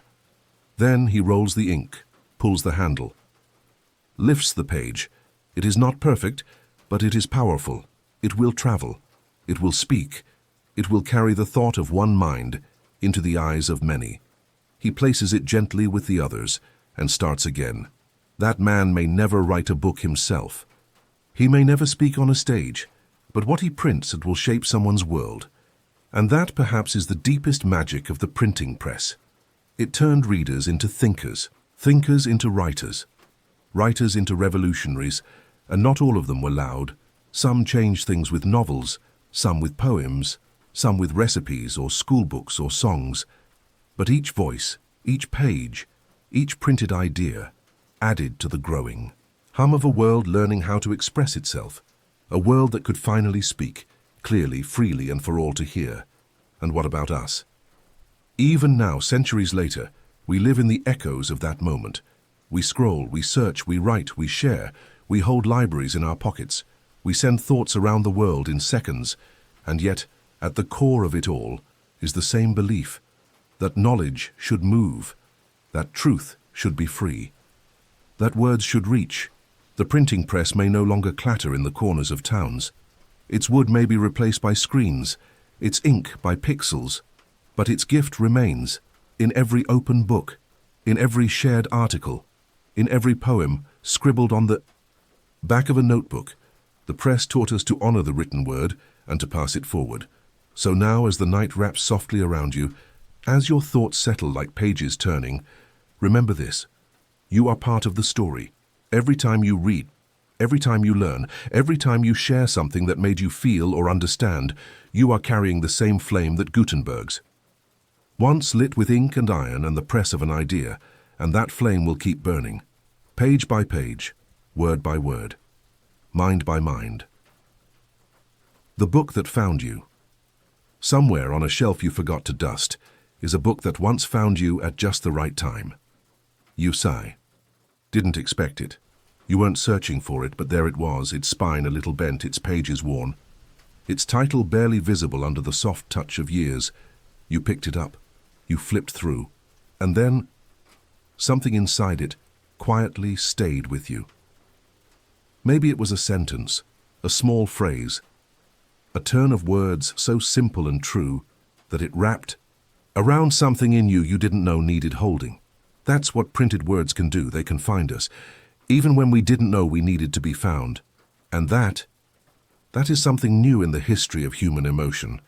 Before the press, you could only be touched by voices that reached your ears, the words of your family, the songs of your village, the stories told by firelight, but they were fleeting. Once spoken, they faded. The printing press changed that. Suddenly words lasted. They didn't vanish. They didn't forget. You could press them to your chest, mark them, reread them. And because of that, words began to reach in deeper ways. They traveled further than voices, further than towns, further than borders. They crossed oceans, and more importantly, they crossed hearts. Because when you read something that feels like it was written just for you, you realize something beautiful, that someone somewhere had the same thoughts, the same fears, the same hope, and they wrote it down. And now you're not alone. Imagine this: a girl sitting by a window, her knees pulled to her chest, the rain tapping gently on the glass. She opens a book given to her by a friend. She doesn't expect much. But 5 pages in, her breath catches. A sentence. Simple. But it says something. She has always felt but never had the words for. She doesn't cry, she doesn't speak, she just softens because in that moment, the book has become more than paper. It has become witness. That is the gift of print. Not just knowledge, not just information, but empathy. Because every printed word is a hand extended, an offering, a voice that says, I see you, and more than that, I am you. When books became more available, something extraordinary began to happen. Imagination expanded. People who had never left their town suddenly read of distant lands, of cities paved with gold, of forests that whispered, of planets yet undiscovered. Children began to dream wider. Artists began to see differently. The world itself felt bigger, not because it had changed, but because now, Titas, we could step into another life, another mind, another time, all by turning a page. This power, this quiet, private journey was something that could only exist through print, because print gave you time. You didn't have to listen in a rush. You didn't have to remember every word. You could pause, you could reread, you could breathe. Books became companions, silent ones, loyal ones. They waited by your bed, in your bag, on your shelf, and they asked nothing of you, only that you open them, only that you listen, and in return, they gave you the world, sometimes literally, sometimes softly, sometimes just enough. Now picture a prisoner, a man who once walked the streets but now walks only small squares of stone. In his hands, a book, its corners frayed, its cover faded. But inside, a line that brings him back to who he once was, or who he still might be. He reads it again, not because it's new, but because it reminds him of something that no one else can give him right now. Hope. That is the miracle of print. It reaches where no one else can, into the quietest parts, into the loneliest corners, and it does not disappear. You can lose a voice, you can forget a face, but a book, a printed word, can wait for you for years, for decades, until the moment you are ready to hear it again. And that moment, whenever it comes, is always right. Because the press didn't just make books easier to print. It made connection easier to find, and not just between people, but between people and themselves. Tonight, as you rest, think of all the words that have met you, the quotes scribbled on a note, the passages underlined in pencil, the story that stayed with you long after the last page. They came from somewhere, someone, and they were carried to you on the back of a printing press pressed into page, wrapped in ink, held in silence until you arrived. You didn't need to search. They found you, just like they found others, just like they will find someone else one day, maybe years from now, because words, when printed, are never truly lost. They are only waiting to be read, to be remembered, to be felt. Learning to read the world. There was a time when the ability to read was reserved only for the chosen few, a priest, a king, a scholar cloaked in the silence of a candlelit hall. For the rest, words were mysterious marks, symbols painted, across signs or scriptures closed to the everyday heart. But the printing press opened that door, and when it did, the world stepped through. You see, when books became more than relics, when they became reachable, people began to ask a quiet but powerful question. Can I learn to read? It seems simple now. But then, it was a question full of hope, full of longing, full of quiet defiance. Because for the first time in history, learning to read didn't mean joining the elite. It meant joining the conversation. The printing press didn't just share knowledge, it created need for knowledge. Suddenly there were books on farming techniques, books on astronomy, books on medicine and health and how to build a better life. To read meant to grow. And so teachers began to rise, not just in churches and palaces, but in barns, in corners of bakeries, in city streets. A father taught his daughter using the pages of a weathered prayer book. A neighbor taught another neighbor, with old newspapers, pointing to each letter as they whispered the sounds aloud. Children gathered in rooms with dirt floors, reciting lines from a single shared page. Their voices full of effort, their eyes full of something that had once been forbidden to them. Pride. To read meant you could choose. To write meant you could answer. And to do both meant you were finally part of the world's unfolding. Let's pause there, because maybe you've forgotten what a miracle it is to understand the words you're reading now, to follow their meaning, to feel their rhythm in your body. There was a time when this was impossible for most of humanity, and the press had changed that. It took the written word out of the hands of the few and placed it gently into the hands of the many. Not with ceremony, not with rules, just with access. And with access came something precious: agency. When people began to read, they didn't just learn facts. They began to question, to compare, to wonder. They began to write back. The printing press didn't just publish books. It published voices. And those voices grew louder, stronger, braver. A shoemaker writes a small book on dignity and labor. It's printed in a backroom shop and passed through cities wrapped in plain cloth.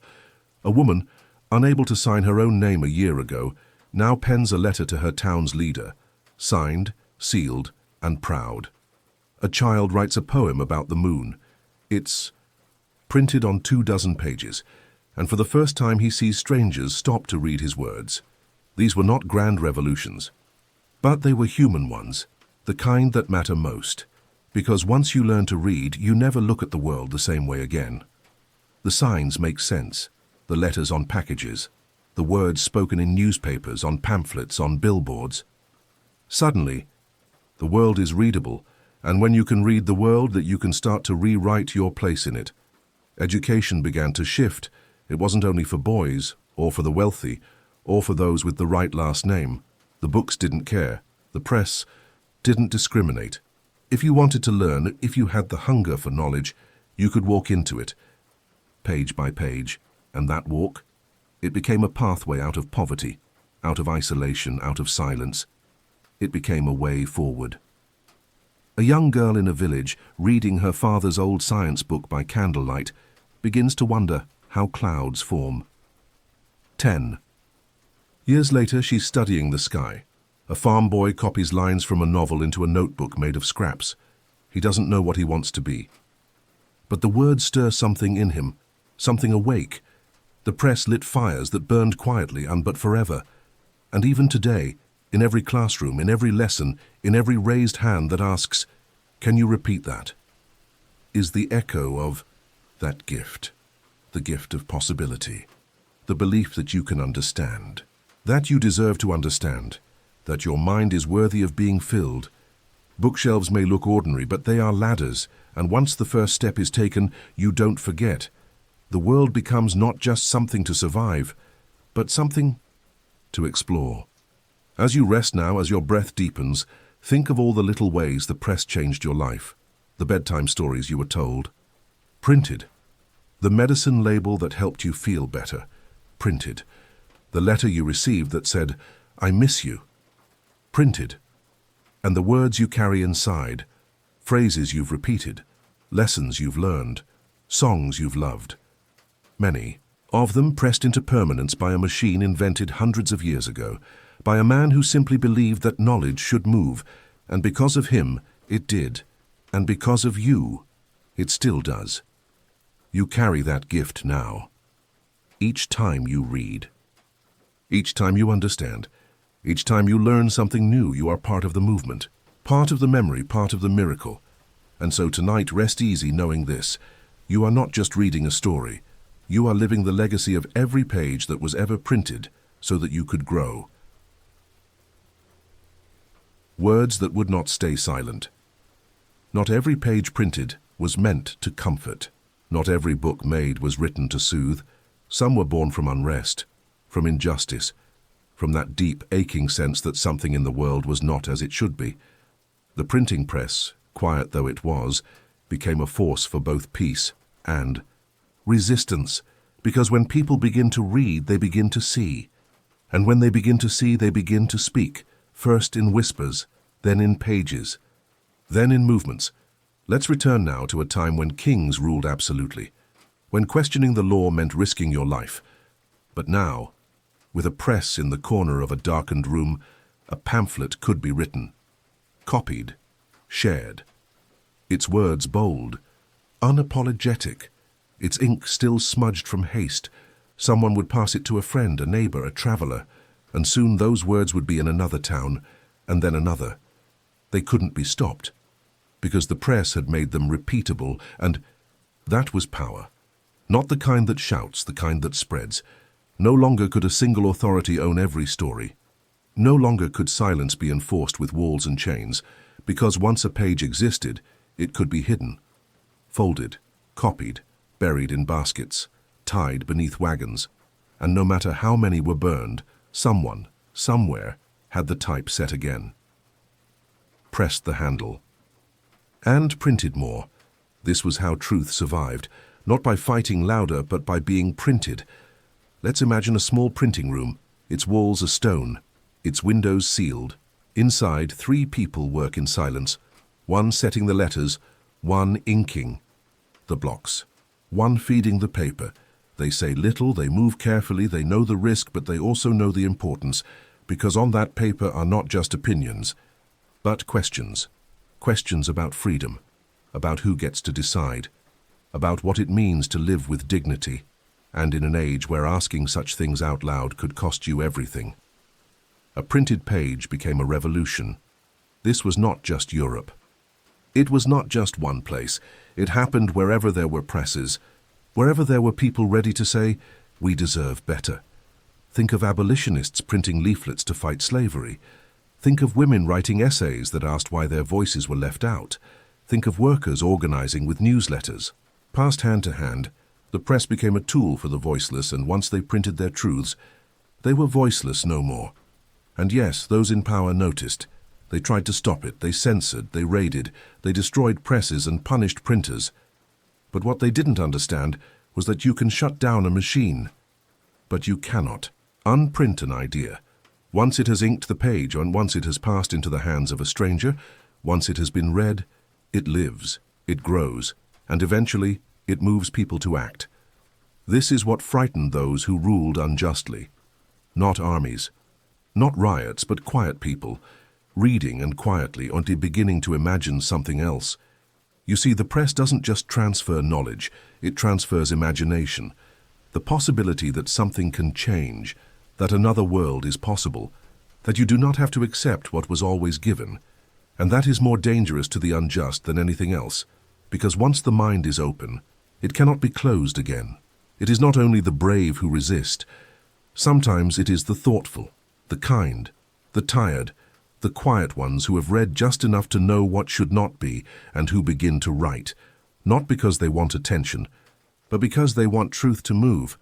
Let's think of a teacher now. She has a small classroom, 15 children, a handful of old books, and a few printed essays she keeps hidden in a drawer. When the lesson ends, she gives one of those pages to her oldest student. She says only this: read it slowly, then share it with someone you trust. That student will carry the words home, and those words will carry him further than any road he's ever walked, because the press doesn't just print ideas.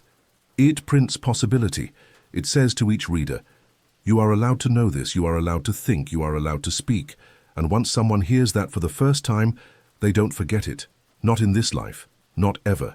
So now, as you breathe a little deeper, as your body eases into rest, know that many of the rights you hold today, many of the truths you stand on, were once written in ink that had to be hidden, were once printed by hands that shook, were once read in silence by candlelight, by someone who believed that the world could change. If only people had the words to begin, and they do, because of the press, because of courage, because of those who chose to print even when it was dangerous to do so. And now those words belong to all of us, to hold, to share, to carry forward, gently, loudly, bravely, page by page, a world made of words. There is a moment, soft and quiet, when you're reading something and realize someone else has felt what you are feeling long before you. A heartache, a hope, a question you thought no one else had ever asked. But here it is in black ink, whispered across a page, written by someone you've never met, maybe someone long gone. And yet somehow, you feel seen. This is the quiet magic that the printing press made possible, because before it, connection was limited by place, by time, by breath. If you weren't in the same room, the same village, the same lifetime, you could not hear someone's story. But now, with pages printed and shared, human emotion became something collective. The world became a place not just of people, but of voices. Let's imagine two people, one in a cold northern village, one in a sunlit southern port. They will never meet, never see each other's face, but one writes a poem. It is printed, and somehow it reaches the hands of the other. That person reads the words, eyes lingering on the lines, and feels something shift inside, and in that moment, there is a connection stronger than distance, stronger than difference. The press made that possible. It shrank the space between us, not by shortening the miles, but by opening the mind. With every book that crossed borders, cultures began to see one another. Traditions were no longer locked away. They were shared, celebrated, questioned, learned from, and slowly the sense of us began to expand. We were no longer just villagers or citizens or subjects. We were readers, part of a much wider circle of stories and questions and dreams, and, more than that, we became rememberers, because with printed books we could preserve memory. Before the press, history was fragile. It relied on word of mouth, easily changed, easily lost. But now a diary could be printed, a record, a testimony. People began to write things down, not just for themselves, but for those who would come after. They wrote of wars and weddings, harvests and heartbreaks, scientific discoveries and spiritual awakenings. And those words remained, waiting for the next eyes, the next reader, the next heart to carry them forward. The press gave us generational memory so that we didn't have to start from scratch, so that we could build on what had already been discovered, felt, understood, so that we could pass on not just facts, but wisdom. Picture a library now, not grand, not golden, just a small room with tall shelves and soft light. A young boy walks, and he runs his fingers along the spines of the books. He stops at one, pulls it down, opens to the first page. Inside is the voice of a woman who lived 300 years before he was born. She is telling him about her life, her thoughts, her fears, and though she is gone, her presence is still here. She speaks to him as if across time, gently, clearly, and he listens. This is what the printing press gave us. Time travel, not through machines, but through meaning, the ability to step into another era, another place, another life, without leaving your seat. And in doing so, we learn that human beings, and across time, across place, are not so different. They loved, they feared, they struggled to understand, they longed to be remembered, and so they wrote. And those writings were printed, and now they remain. In every letter kept in a drawer, in every first edition saved from a market shelf, in every book signed with trembling hands, the press gave us more than permanence. It gave us presence, so that no one's voice would be erased too soon, so that every story, and small or grand, could find a home on a page, and you are part of that too. Every time you read something and feel understood, you are meeting someone halfway through time. You are continuing a conversation that has been happening for centuries. It does not matter that you were born later. It does not matter that you live in a world with screens instead of scrolls. What matters is that you're still listening to the voices, to the memories, to the message passed down, word by word. You are not just holding a book. You are holding a bridge between past and present, between experience and empathy, between people who may never meet, but who can still understand one another, because of ink, because of paper, because of the press, and most of all, because of the belief that stories matter, that words are worth preserving, and that we are worth remembering. The search for what is true for. As long as people have told stories, they have also asked, what is real? It is an ancient longing, to know not just what we are told but what is true beneath it all. Before the press, truth was often singular, held by the powerful, protected in castles, temples, and quiet halls. You were told what was true, and that was that. But when the printing press entered the world, truth began to open. It began to breathe, because suddenly there wasn't just one voice. There were many, and with many voices came questions, debates, ideas that clashed and collided. Not always comfortably, but necessarily. It was not always peaceful.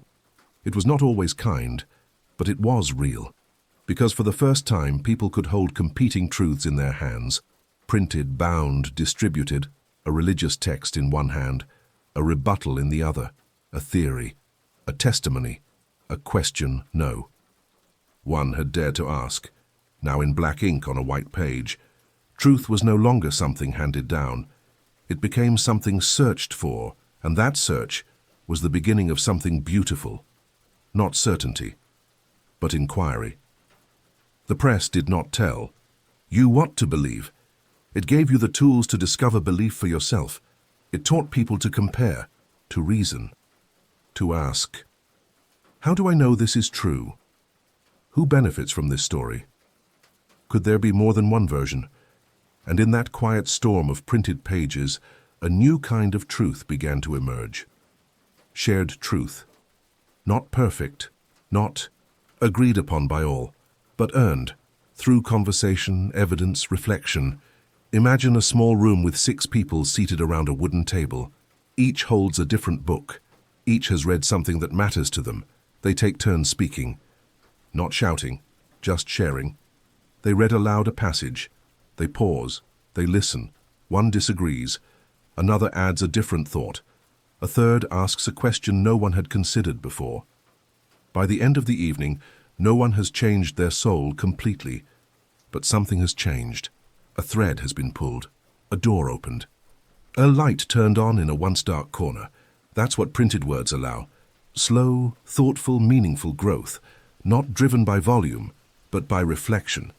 That's why libraries were feared by tyrants, why printing presses were hidden during wars, why censors worked tirelessly to control what was published. Because when people read, they begin to think. And when people think, they begin to decide. And when people decide, they begin to move. Not always together, not always in agreement, but towards something more honest. The truth is rarely simple, but it becomes clearer when more minds are invited to help define it. And the press was the invitation. Let's go now to a university centuries ago. The walls are cold stone. The students sit on wooden benches. Before them, a teacher opens a printed volume. It is not scripture, not a law, but a dialogue, 2 thinkers arguing ideas. The teacher reads, stops, asks the students, what do you think? And in that moment, those students become part of something sacred, not the receiving of truth, but the building of it. That was the gift of the press, not certainty, but conversation.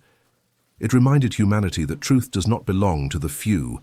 It belongs to those willing to seek it, to question it, to shape it carefully like a potter shapes clay. The press gave us clay in the form of books, and we have been shaping ever since, not just in schools but in homes, in fields, in jails, in cafes, in courtrooms, in corners of the world where truth was once illegal to speak. Now it can be read. Now it can be shared. Now it can be rewritten, not to erase but to refine. Tonight, as your thoughts grow softer, as your breath settles, think about this.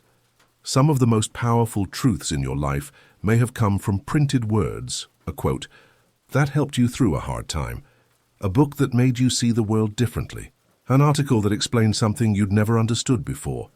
Those pages were printed by someone who believed in truth, not as a weapon, but as a light, passed from hand to hand, generation to generation, mind to mind, until it reached you, and now you carry that truth forward, in the way you speak, in the way you think, in the way you treat others who are still searching for what's real.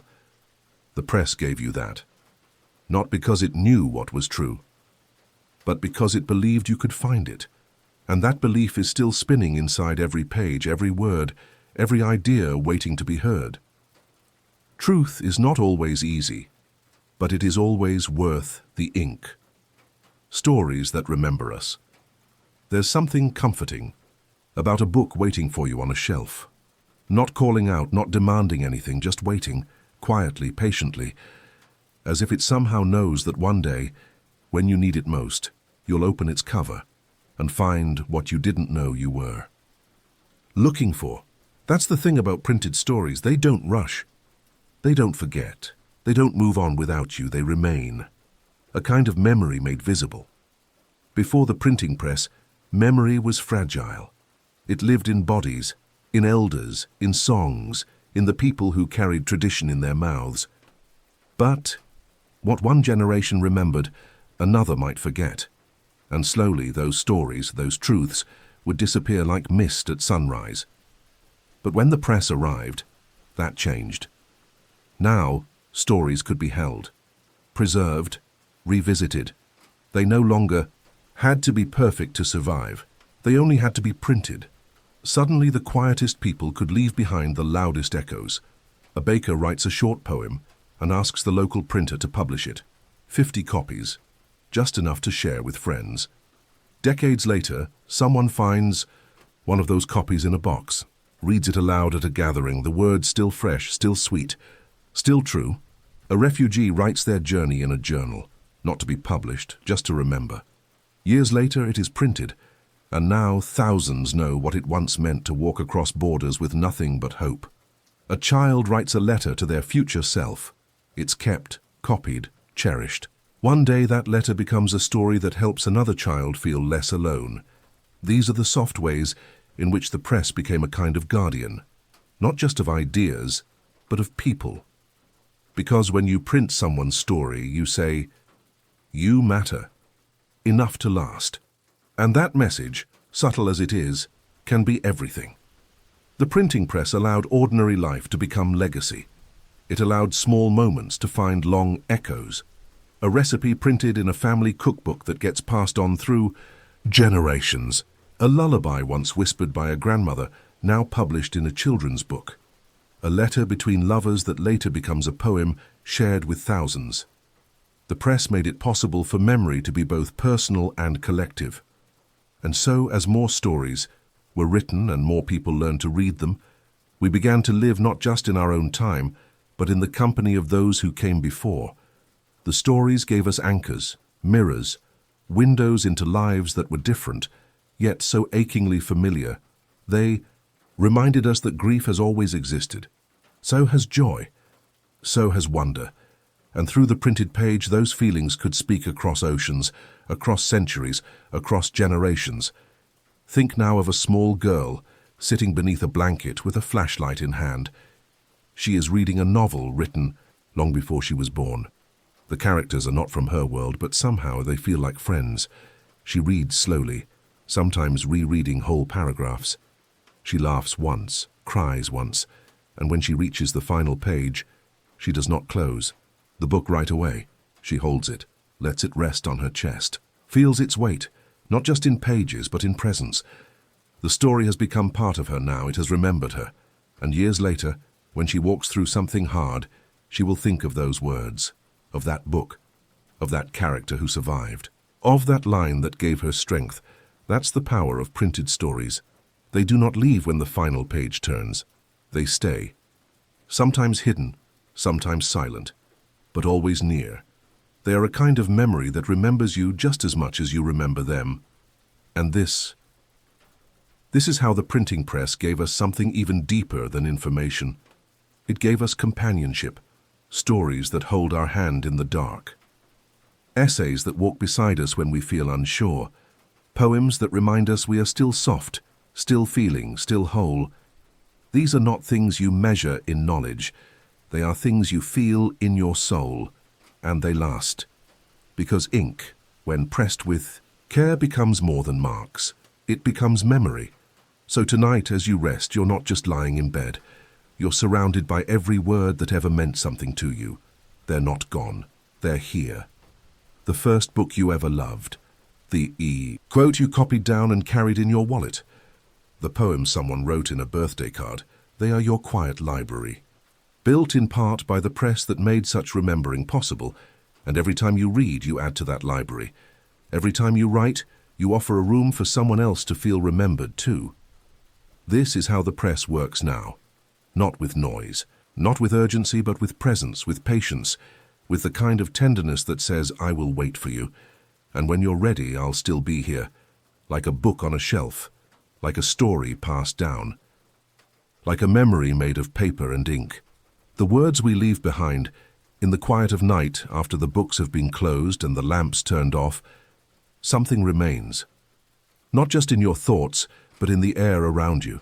A kind of presence, a warmth, the soundless echo of all the words you've read, and all the ones still waiting to find you. This is the legacy of the printing press, not only the pages pressed by machines, but the impressions they leave on our lives. Because a good story doesn't end on the last page. A beautiful idea doesn't stop after it's spoken once. They linger, they grow, they pass quietly from person to person like fireflies in the dark. Before the press, those lights flickered out too quickly. But now they are preserved, wrapped in ink, bound in covers, tucked into pockets, stacked on shelves, etched into history.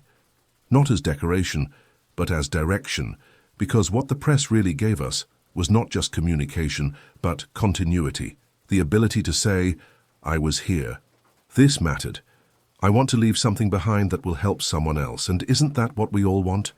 To be remembered, to be useful, to be known, not always loudly, not always globally, but deeply.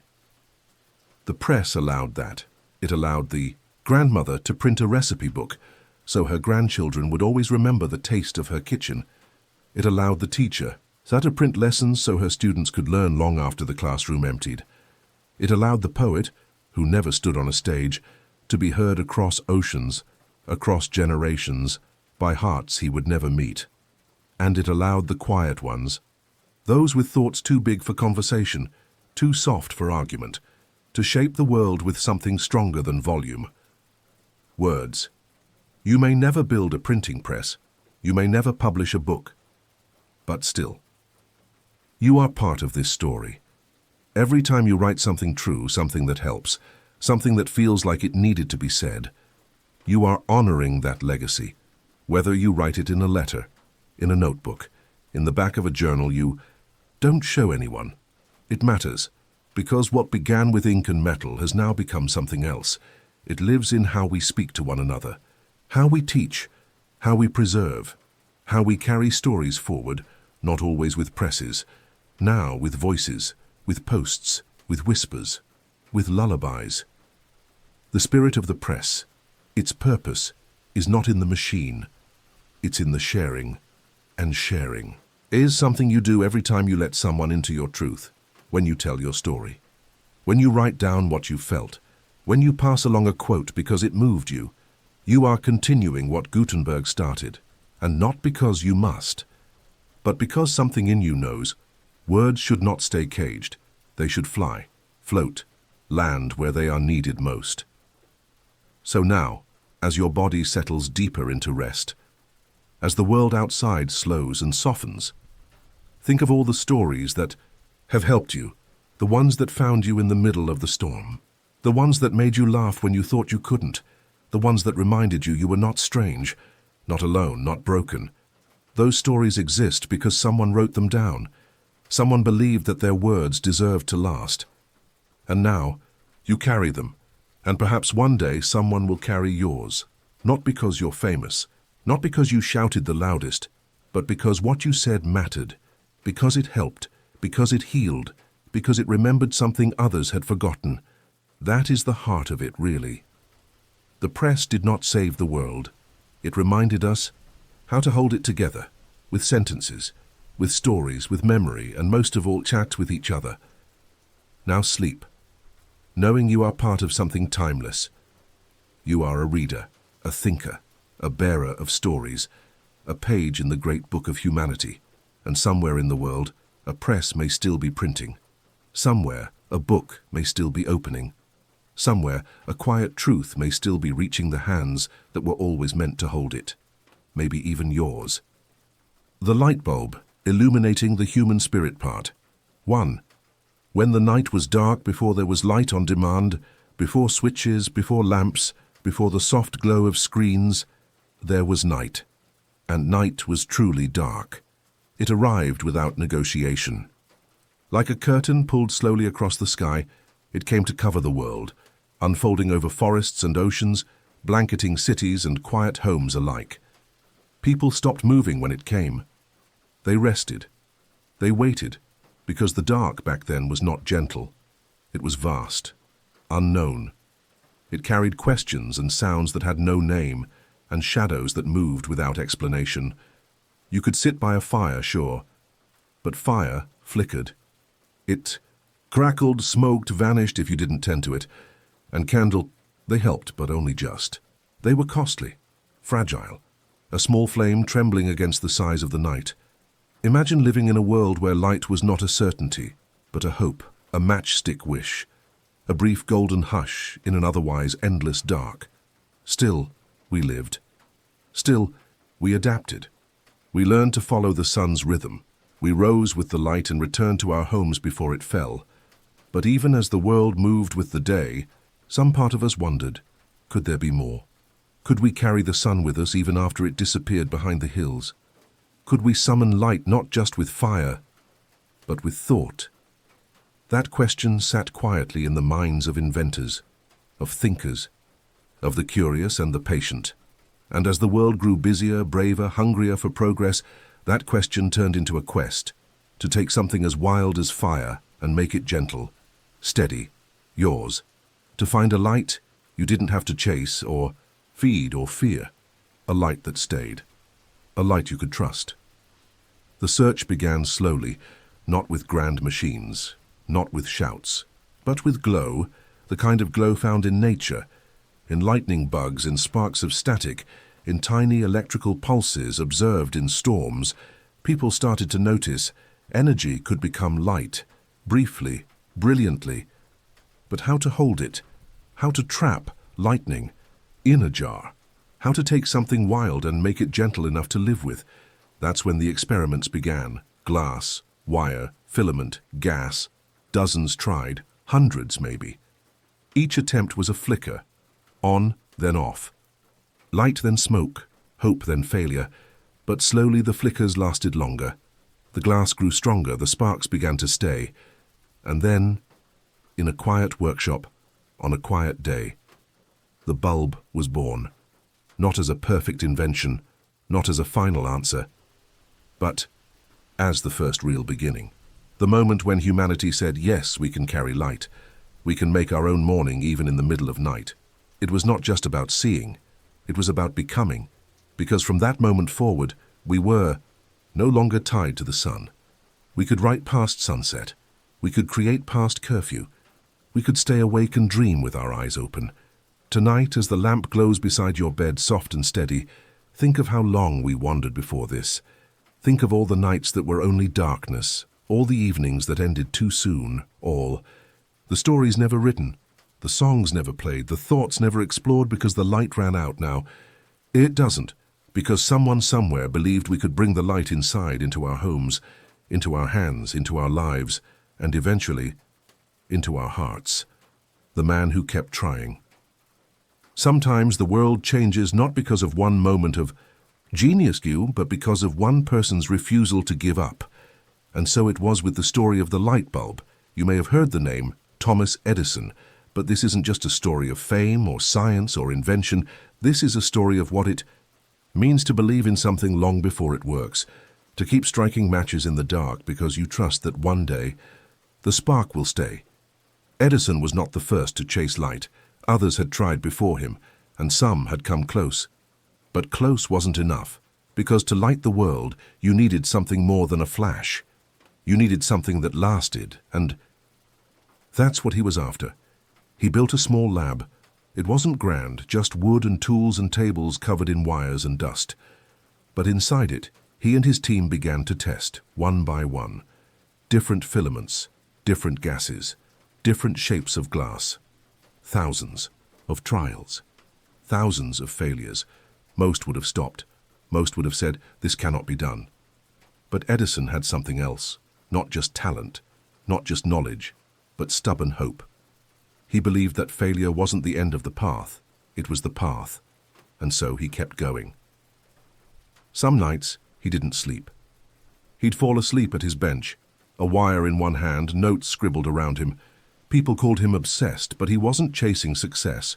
He was chasing a moment, the one where the light stayed on, and eventually, after months of quiet, persistence, it did.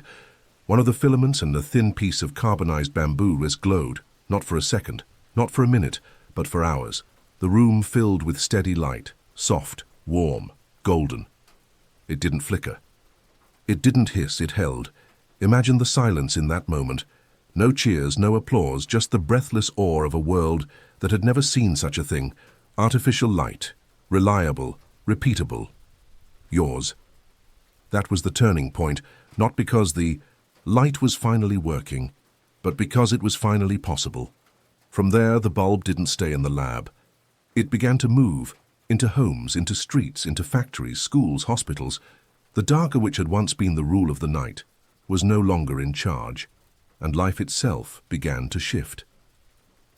Think now of a child, sitting at a desk by the soft light of a bulb. She is reading. It's past sunset, but the page is still visible, her mind still alert.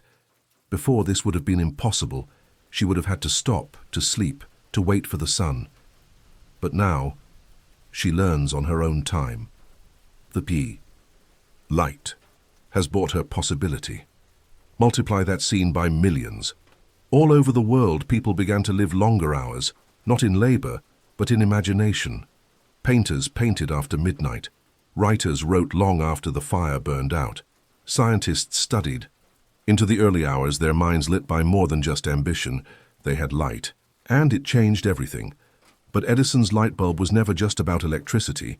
It was about endurance, vision, believing in something when you had every reason not to. And isn't that what all great ideas are? A kind of gentle defiance, way of saying, there is more, and I'm not going to stop until I find it.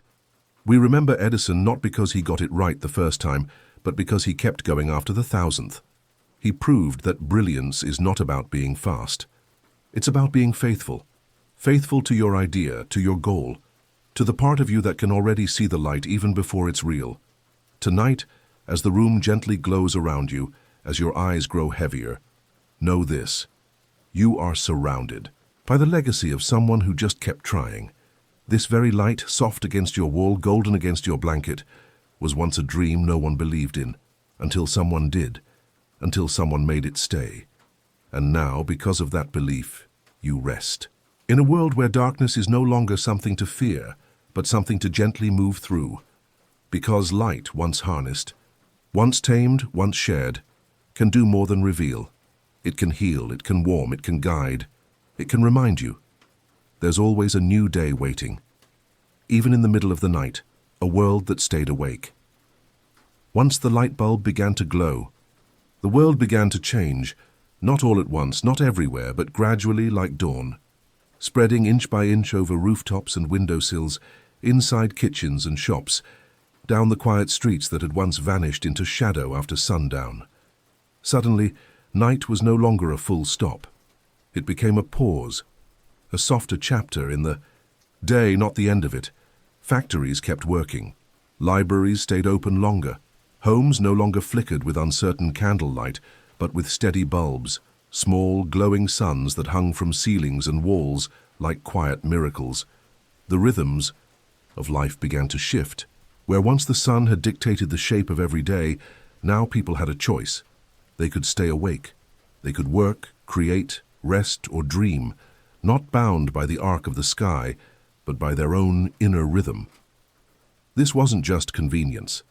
It was freedom. And with that freedom, something extraordinary began to happen. People started imagining more hours, more possibilities, more ways to fill the time that had once belonged to sleep or silence or waiting for the morning to return. Painter, now able to see her colors at night, mixes blues and greens until she finds the one that reminds her of her mother's shawl. A father sits with his son, reading by the gentle hum of an overhead bulb, sharing stories that once would have waited until dawn, A seamstress stitches her final row beneath the glow of a single lamp, finishing a dress meant for someone she's never met, but can now support because her eyes no longer strain in the dark.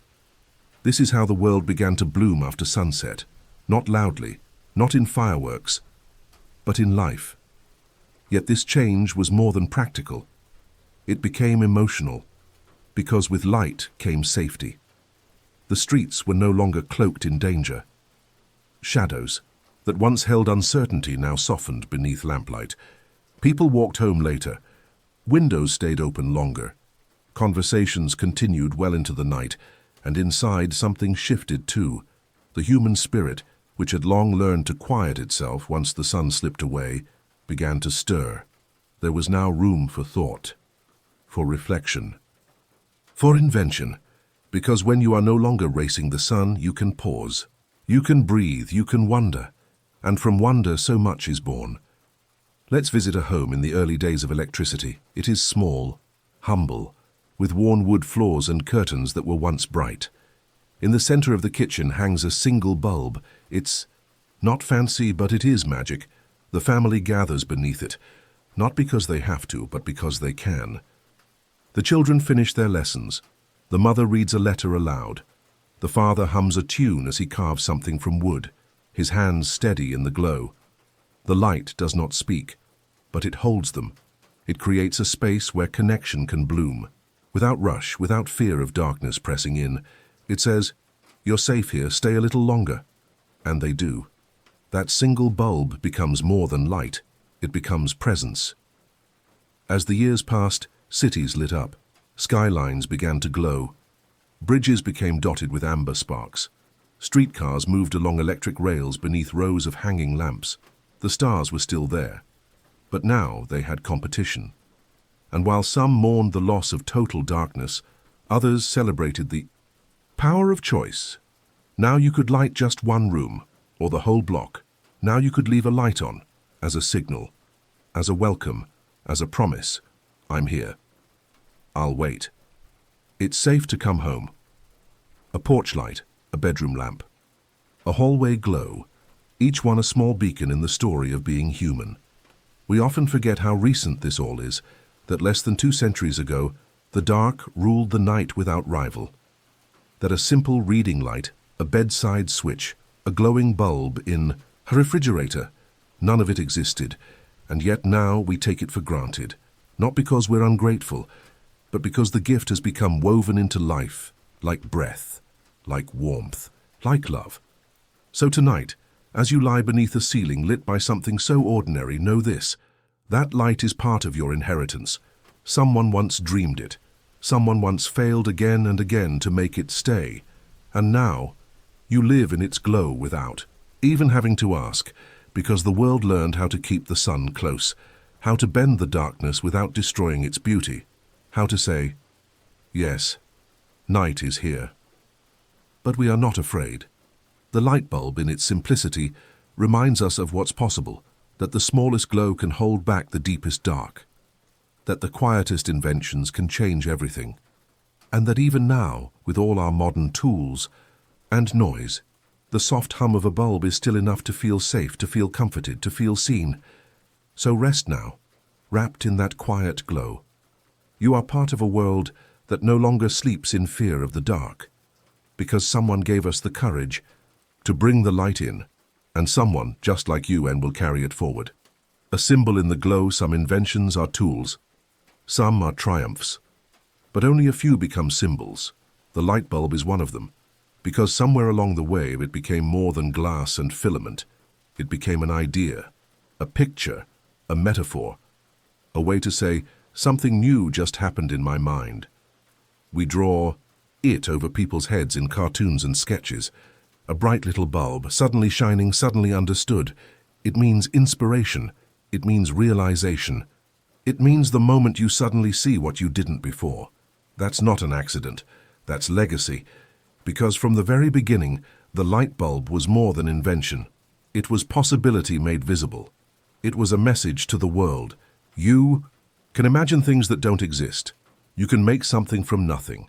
You can bring your inner spark out into the open and share it. And in that sharing, you change everything. It didn't take long for the light bulb to find its place in every part of culture. In schools, it lit chalkboards and books, reminding children that knowledge doesn't sleep when the sun goes down. In theaters, it illuminated stages so that stories could be told in richer colors, longer hours, with more magic than ever before.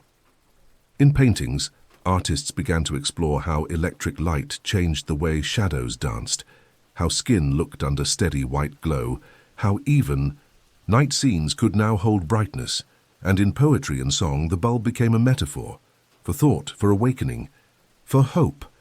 Think of a room you've been in lit only by a single warm light, maybe a library, maybe a kitchen late at night, maybe your own bedroom just before you sleep. There's something sacred in that glow.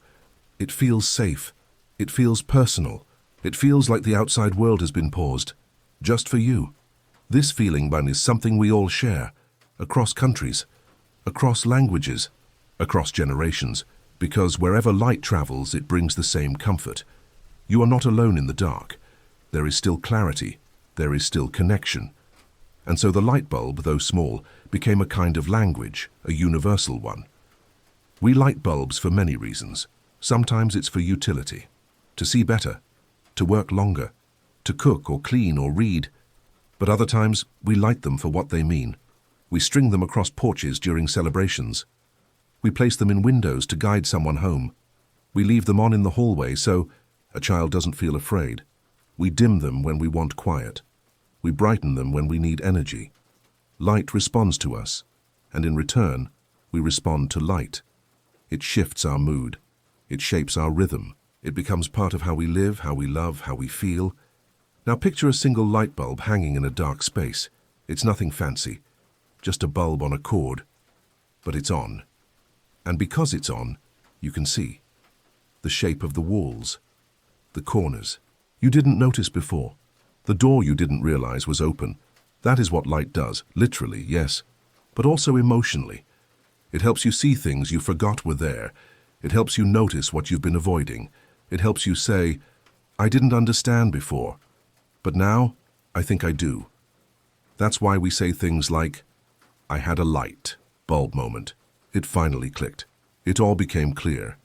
Because the bulb isn't just a device, it's a threshold, a way to move from darkness to understanding, from confusion to clarity, from fear to trust. And that's why this small object, barely the size of your palm, has lasted for so long, not just as technology, but as a companion.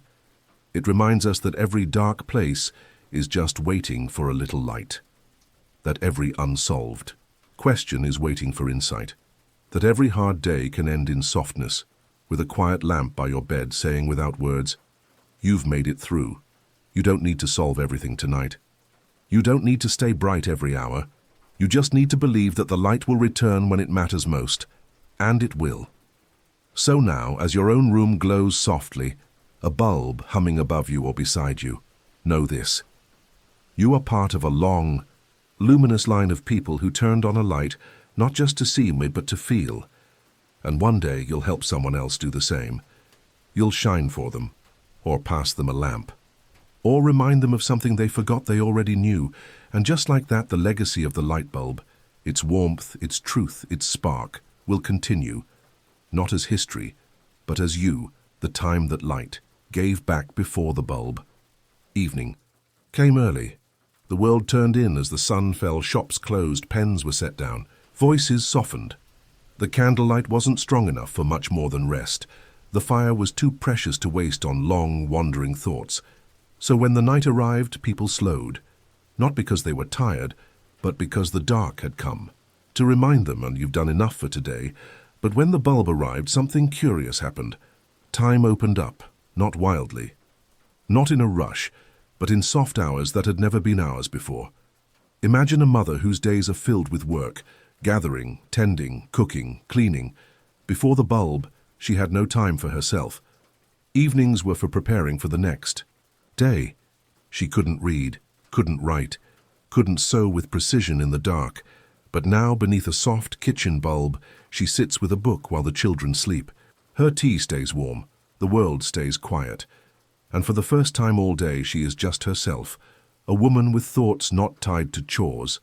a spirit with curiosity, a mind ready to learn. That small bulb above her table isn't just lighting the room. It's lighting a space that was never allowed to exist before, a space for selfhood, for exploration, for dreams. The same is true everywhere. The factory worker who studies math problems late into the night because he hopes to become an engineer. The artist who paints beneath the yellow lamp in a room too small for daylight to reach. The teenager who writes stories in a notebook after everyone else has gone to bed. Each word a quiet rebellion against the idea that only daylight can be productive. This is what the light bulb gave us. Not just time, but freedom within time. And freedom is where dreams grow best. Before the bulb, the imagination belonged to the day. Now see, it had room to wander at night. Writers no longer stopped when the sun did. They created worlds that never slept. Inventors could work through the quiet hours, their sketches illuminated by a single glowing wire. Doctors could perform surgeries without fear of the flame going out. Teachers could prepare lessons. Dancers could rehearse. Mothers could stitch clothes with finer threads. Light was now a tool for deepening life, not rushing it, not lengthening it mindlessly, but enriching it.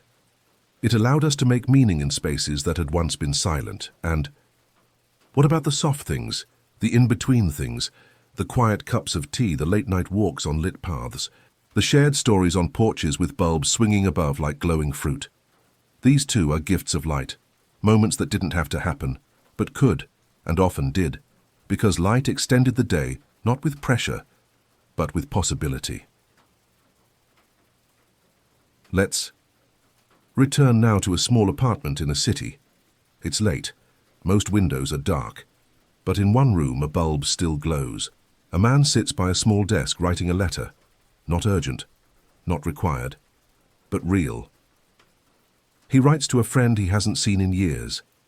The words flow slowly, carefully. He doesn't notice the time. He doesn't notice the silence. He's wrapped in it, held by the hush and the light. In another world, another time, this letter wouldn't have been written.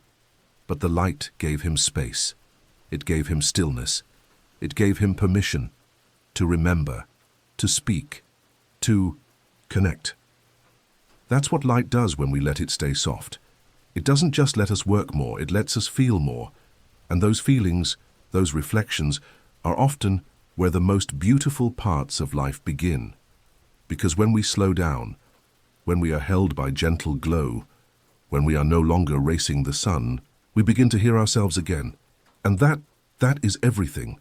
So as you lie here now, wrapped in your own kind of hush, remember this: the light above you or beside you, or flickering behind your closed eyes, is not just electricity. It is time given back to you, time to rest, to remember, to simply be. Time that someone somewhere fought to give you, one failed filament after another, and now, because of that effort, you have hours that weren't possible before. You have space, you have light. Light that brought us closer. Not long after the light bulb entered homes, it began to appear elsewhere too, in streets, in parks, in town squares. And something unexpected began to happen. People stayed outside longer. They gathered. They lingered. Shops stayed open later. Cafes welcomed guests after sundown. Children played in courtyards lit by soft yellow glow. Musicians played songs beneath lamplight as neighbors tapped their feet and smiled. The night, once a signal to retreat, became a space to connect. Light didn't just change how we worked, it changed how we belonged. Think of a street lamp, one of the old ones, tall, slender, with a glowing bulb caged in glass. At first it may seem ordinary, but look closer. That lamp does something sacred. It creates a small circle of trust in the middle of the unknown. It says, "You're safe here. You can walk a little farther. You can talk a little longer. You're not alone."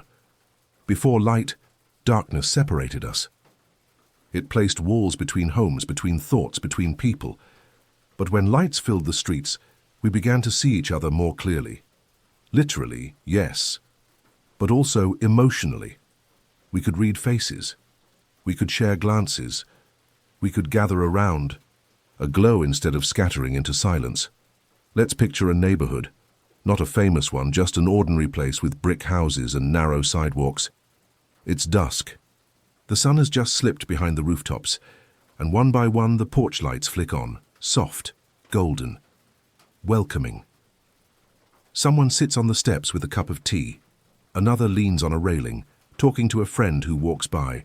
A child rides a bicycle, in wide looping circles. The sound of laughter floats from one window to the next.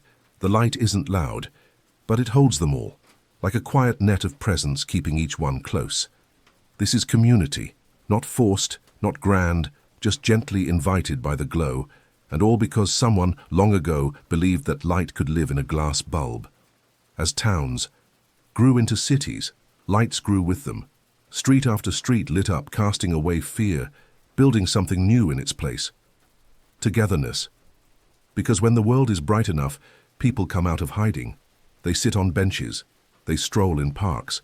They speak to strangers they would have once passed by in silence. A shared light creates shared space, and shared space creates shared life. Even now, we gather under lights. We meet at restaurants lit with candles and Edison bulbs. We decorate. Festivals with hanging strings of color. We light candles at vigils to hold grief together when words aren't enough. We use light not just to see, but to say, we are here, with each other, in this moment. Let's stay. And what about celebrations? So many of them are made of light.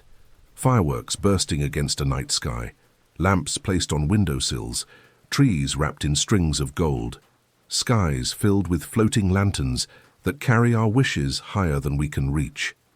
These rituals cross cultures, cross languages. They say something simple and profound, that in the dark we don't shrink, we shine. We mark births, marriages, victories, remembrance, all with light, because it's not just beautiful, it's symbolic. It means joy, it means welcome, it means I want you to see me, and I want to see you too. Even indoors, light is how we show care. A hallway bulb left on for someone coming home late. A lamp dimmed in the nursery so a parent can check on a sleeping child. The flick of a switch when someone says, "You can stay a little longer." These gestures are quiet, but they're powerful, because light says what words sometimes can't. It says, I've made a space for you. You belong here. I thought of you. And in a world that often moves too fast, that kind of warmth means everything. So, now as your own room holds its quiet glow, remember this. The light around you isn't just for seeing, it's for feeling. It's part of how we connect, how we share, how we remember that we're not separate beings moving through shadow. We are part of each other's glow, carried gently by something as small as a single switch, a single spark, a single light that brings people home to each other, the light we carry now. The journey of the light bulb began with darkness, with a question, with a whisper of a dream that maybe, just maybe, we could bring the sun inside. It took centuries of wondering, years of trying, thousands of failures, but now as you lie here, quiet and safe in the soft glow of your own lamp, that dream lives beside you. Not as a marvel, not as a miracle, but as something so normal you might forget to notice it. And yet, that's the beauty of it, because sometimes the most important things are the ones that become so natural, so woven into our lives, that they no longer shout for our attention. They simply are, like breath, like warmth, like love, and now, like light. It hangs above us in classrooms. It glows behind us in mirrors. It lines our streets, guides our planes, warms our art galleries, and rests beside our beds. It keeps us company. It keeps us safe. It keeps us connected, and still we continue to evolve it. We make it softer, warmer, kinder to the eyes, more in tune with nature, with mood, with emotion. Our homes now dim when we speak. Our lights shift with the setting sun. Our lamps remember how bright we like them when the night feels heavy. Light is no longer just a switch. It's an extension of how we feel, how we are. But even as it grows more advanced, its essence remains the same. A filament, a wire, a pulse, a decision to push back the dark. Not with force, but with grace, to say, This moment matters. This space deserves to be seen. This person, this hour, this feeling is worth lighting. That's what you carry now. Not just access to light, but a relationship with it. You know how it soothes, how it signals peace, how it holds you gently while the world quiets down around you. You know that a room lit just right can make you feel like yourself again. That turning on a lamp in the early morning isn't just about seeing the floor, it's about starting the day with care. You've learned what light means, and so the legacy continues, not just in bulbs and circuits, but in gestures. You leave the porch light on when someone is late. You switch on the bedside lamp when someone's afraid. You dim the dining light so that dinner feels like a moment, not a routine. You wrap your home in glow the way the early world wrapped itself in stars, because now you are part of this story. You are someone who carries light. And perhaps more importantly, you are someone who shares it. And so the journey that began in a dusty lab with a man holding wire and glass ends here with you, in a quiet room, heart slowing, breath softening, eyes growing heavy beneath the warmth of something once thought impossible. A world still lit, still dreaming, still discovering, still reaching for the glow that makes life feel not just visible, but alive. This is what the light bulb gave. Us not just longer nights, not just brighter rooms, but a way to say, I see, I understand, I am here with you. And together we are more than shadows, we are luminous. The telephone, giving voice to distance, when distance meant silence. There was a time when voices could only travel as far as the wind would carry them, when your words stopped at the edge of the hill, or faded behind the curve of a road, or disappeared into the trees. If you wanted to say something to someone far away, you had to wait, write a letter, send a messenger. Let time carry your meaning slower than your heart wanted it to go. And while that worked, it was never enough. Because some words don't want to wait. Some feelings want to be heard in the very moment they are born. I miss you. I'm safe. I'm coming home. I love you. I need you now. And so for centuries, human beings lived with a quiet ache, the ache of distance, of having something to say and no way to say it now. They found ways to bridge the gap. Letters sealed in wax, smoke signals, runners, flags, even drums that echoed meaning across hills. But none of it was the same as a voice, because a voice carries more than words. It carries breath and warmth and hesitation, and the little tremble that says, I really mean this. And without that, something felt missing. People learned to live with the silence, but they never stopped dreaming of what it would be like to hear someone who wasn't in the room. To close your eyes, hold something to your ear, and find the person you missed waiting on the other side. The dream lingered. It appeared in stories, in sketches, in whispers, but no one knew how to make it real. Not yet. Then one day that longing became more than a wish. It became a pursuit, and from that pursuit the telephone was born. But not suddenly, not easily. First came the science, wires, vibrations, sound waves and signals and strange machines that clicked and crackled like rain. Inventors around the world began chasing the idea at the same time, as if something in the earth itself was ready for a new way to speak. And in the middle of it all, a man named Alexander Graham Bell stood quietly in his workshop, listening. He wasn't trying to build fame. He was trying to find connection. Bell came from a family of teachers of speech and sound. His own mother had lost her hearing. He understood deeply the weight of silence. And perhaps that's why, more than others, he was called to this idea. He didn't just want to transmit sound. He wanted to carry voice, real voice, alive and full of presence. So he worked, day after day, testing wires, carving devices, whispering into strange metal shapes and hoping the sound would move. And then one. It did not clearly, not loudly, but it moved. And on March 10, 1876, in a room filled with tools and tension, Bell leaned toward his invention and said, Mr. Watson, come here. I want to see you. And in another room, his assistant heard him, not through walls, not shouted, but carried through a wire. From one heart to another. That was the moment everything changed. A voice had traveled beyond the limit of a room. Distance, once a wall, was now a doorway. Tonight, as your own voice softens and the silence around you begins to feel full, know this. There was a time when every word you wanted to say had to wait, and now you live in a world where voices travel through air, through light, through wires thinner than a strand of hair, because someone believed that no voice should be trapped by space, because someone missed someone else enough to make a dream real. The first time we heard each other, there is a quiet kind of magic that happens the first time you hear a voice you weren't supposed to, not in a spooky way, but in a sacred one. The voice of someone you love speaking not across a table, but across a town, across a country, across miles, and yet it sounds close. So close you might forget they're not in the room. That's what the telephone gave us. Not just sound, but presence. The early telephones were strange things, heavy, boxy, wooden with wires, cranks and cords and careful instructions. You didn't hold them in your pocket. They lived on walls, in shops. In homes lucky enough to afford one, you couldn't call just anyone, you had to go through an operator, a real person wearing a headset, who connected you by hand, plugging your line into theirs with long cables and practiced fingers. Number, please. Hold one moment. Connecting you now.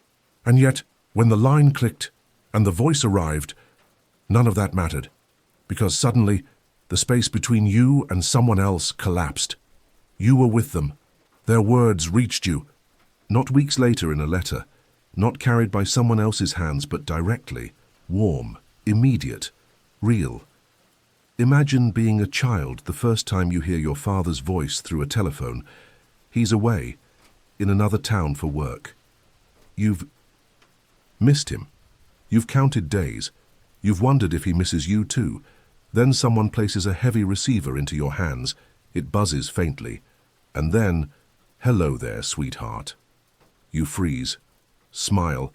Your heart does something it doesn't have a name for yet. He's not here. But he is. He's speaking through a wire. And somehow, it's enough. More than enough.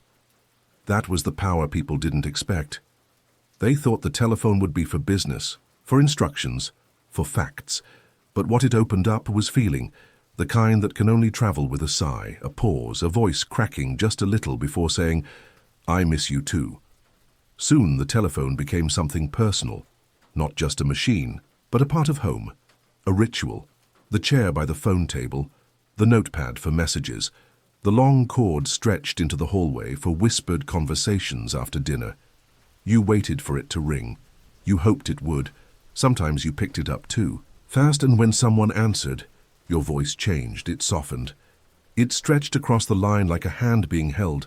There's something so human about how we began to use it, not just to share information, but to hold space. I just wanted to hear your voice. I don't have anything new, I just miss talking to you. Tell me how your day was. Can we stay on the line a little longer, even if we don't say anything? These were not things we'd said before. Not like this. Because before we had to wait. But now, we could reach out, in a second. And the sound of someone answering, well, that was a comfort the world hadn't known before. It made distance feel less permanent. It made absence feel less cold. It made hearts feel less alone. Let's imagine a small town. A boy has moved away. He misses his grandfather. One afternoon, his mother dials the number. The phone clicks, buzzes, then, hello. The boy's face lights up. He grips the receiver. He says shyly, hi, Grandpa. And from the other end comes laughter, deep, warm, familiar. They talk about the weather, about school, about nothing special. But after the call ends, the boy feels closer. He walks differently that day, because a thread has been tied between his small heart and someone he loves. A thread made not of string, but of sound. And sound, as it turns out, can hold things together. That's what the telephone became, a bridge, a bond, a way to stay connected. It didn't erase longing. It didn't replace hugs or eyes or being held, but it said, you are still with me, even from far away, and I can hear you. And somehow, that made all the difference. Now, as you rest in your own quiet space, know this. You are part of a world that once had to shout across valleys and now can whisper across oceans. You live in a world where your voice can find someone without even leaving the room, and that is no small thing. It is the echo of centuries of silence finally filled. Is the heartbeat of longing finally answered? It is distance tamed, not erased, but softened, and because of that, we are closer than we've ever been. Wires that wove the world. Once the voice had traveled across a wire, the world could never return to what it had been before. Because now, distance had a voice, and it sounded familiar. It didn't matter that the lines were scratchy, that the signal sometimes stuttered, that the wires sagged between poles like sleepy laundry. What mattered was that you could speak, and someone could hear you from miles away. And so, slowly, the telephone stopped being a novelty. It became a need. Wires were strung from house to house, town to town, across fields and forests and frozen rivers. They curled along streets like vines. They stretched over rooftops like threads of silver. It took years and teams of workers who climbed poles and dug trenches, but the world began to knit itself together with copper and signal and sound. Cities buzzed with switchboards and operators. Villages echoed with the first trills of a ringing phone. And inside homes, people began to shape their lives around this new voice in the corner of the room. The telephone had found its place. It stood on hallway tables, next to little notepads for jotting down messages. It hung on kitchen walls where mothers cooked with one hand and held the receiver with the other. It came in rotary dials and heavy cradles, long spiraling cords that reached into bedrooms and basements. It became part of the rhythm of every day. Call your sister, tell the office, remind the neighbor, check in on grandma. The phone was no longer just for emergencies or announcements. It became something gentler, presence, a way to stay part of each. Others' lives, even when life had moved you apart. Let's picture a Sunday morning. A woman brews her coffee, she opens the curtains, she glances at the clock, and then she dials. The line rings, twice. Then, "Good morning, Mum." They talk about the weather, about a recipe, about a dream one of them had the night before. There is no rush, no grand news, just warmth passing back and forth across the wire like a soft scarf traded between hands. When they hang up, they both feel lighter, not because anything changed, but because someone was there, and being heard, really heard, can change more than we realize. That's what began to happen everywhere. The telephone gave people the gift of ordinary connection, not the dramatic kind, not the historical kind, but the kind that makes life feel real. A child calling home from college, just to hear their dad's voice. A couple talking from different time zones, sharing good nights that feel like real kisses. A best friend saying, "Call me when you get home so I know you're safe." These are not grand gestures, but they are anchors, and they've been made possible by a machine no bigger than your hand. The world began to feel smaller, and with that smallness came comfort, because even if someone moved away, they didn't disappear. Even if someone was far and they weren't gone, all it took was a number, a ring, a quiet, familiar voice saying, "Hello." And suddenly, the miles dissolved. Of course, not every call was simple. There were calls filled with tears, with silence, with long pauses and words that were hard to say. But even those moments, especially those moments, were better than silence, because the telephone gave us courage to say the things that needed to be said while we still could. "I'm sorry. I forgive you. I didn't mean to hurt you. I miss the way we used to laugh." These words were easier with no face to look at, no eyes to read, just voice and heart and space. Sometimes the space helps, and sometimes the line between hearts becomes stronger because of the distance. As phones entered more homes, they became part of memory. Children grew up with the sound of the ring. Teenagers stretched cords down hallways for hours of whispered secrets. Parents waited by the phone, hoping it would ring when it had been too long since it last did. And those rings, those voices, began to define how we stayed close in a world that kept pulling us apart, because the more we moved, the more we scattered, the more we needed a way back to each other. And the telephone, that little, humming miracle, was the thread. So tonight, As your world softens and the quiet settles around you like a blanket, remember this. You live in a world where voices can travel faster than footsteps, stronger than letters, softer than silence. Because someone dreamed of turning breath into signal. Someone believed that even when we're apart, we should still be able to reach. And because of that, we can. You are never truly alone. The line is always there. All you have to do is dial. The ritual of reaching out. Not every invention becomes part of how we love each other, but the telephone did. It didn't just give us voice, it gave us timing, rhythm, a reason to reach. Because before the phone, most contact had to be planned.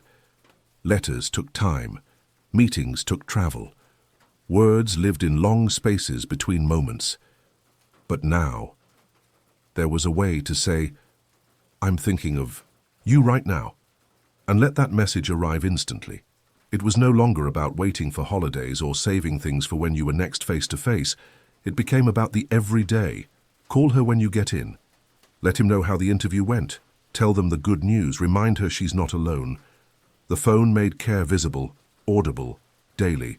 It made checking in a ritual, small, consistent, personal. Let's picture a young man calling his mother. Every Sunday afternoon he doesn't say much. He tells her what he ate that week, mentions the weather, laughs about something someone said at work. She doesn't say much either, just listens, and offers small replies. "I'm glad." That's good. Be careful out there. They don't talk about big things. They rarely say, "I love you." But after they hang up, they both feel it anyway, because the call itself was the love, the time, the presence, the voice that arrived exactly when expected and said, "I'm still here." That's what the telephone gave us. Rituals of closeness, not dramatic, not loud, but deeply reassuring, the kind of connection that slowly builds a bridge without needing to rush across it. The kind that says, "I'm here, and I'm choosing to stay in touch." It wasn't always easy. Some calls were missed, some messages forgotten. Some wires went silent for too long, but even the absence of a call meant something now. A missed ring could say, "Where were you? Is everything okay? Call me back." Because silence had become noticeable, and in that noticing, we remembered something important. We were no longer meant to live apart. We were meant to stay close, even when far, and the telephone helped us do that. It also helped us say things we couldn't always say in person, because there's something different about talking when you're not looking into someone's eyes. It gives you space, time, room to be a little more honest, a little more vulnerable, a little more brave. Can I tell you something? I've been thinking about this for a while. I didn't know how to say it until now. So many truths were born on long-distance calls. So many hearts cracked, open on slow, stuttering landlines. So many feelings found their voice because there was no one else in the room to hear them. Just you, and the wire, and the person on the other end. That space was sacred. Now think of the people who waited near the phone, hoping it would ring, listening for it like a promise, a soldier overseas, a parent missing their grown child, a friend unsure if they were still remembered. Sometimes the ring came. Sometimes it didn't, but when it did and when the line lit up and the voice came through, it was everything, even just a minute, even just a "Hi, I'm okay," even just a breath on the other end. That was enough to sleep better, to smile for the first time in days, to carry the voice in your chest until the next call came. Phones didn't just live in homes, they lived in hearts. You could walk through a day and remember the last words someone said to you. Replay their voice in your mind.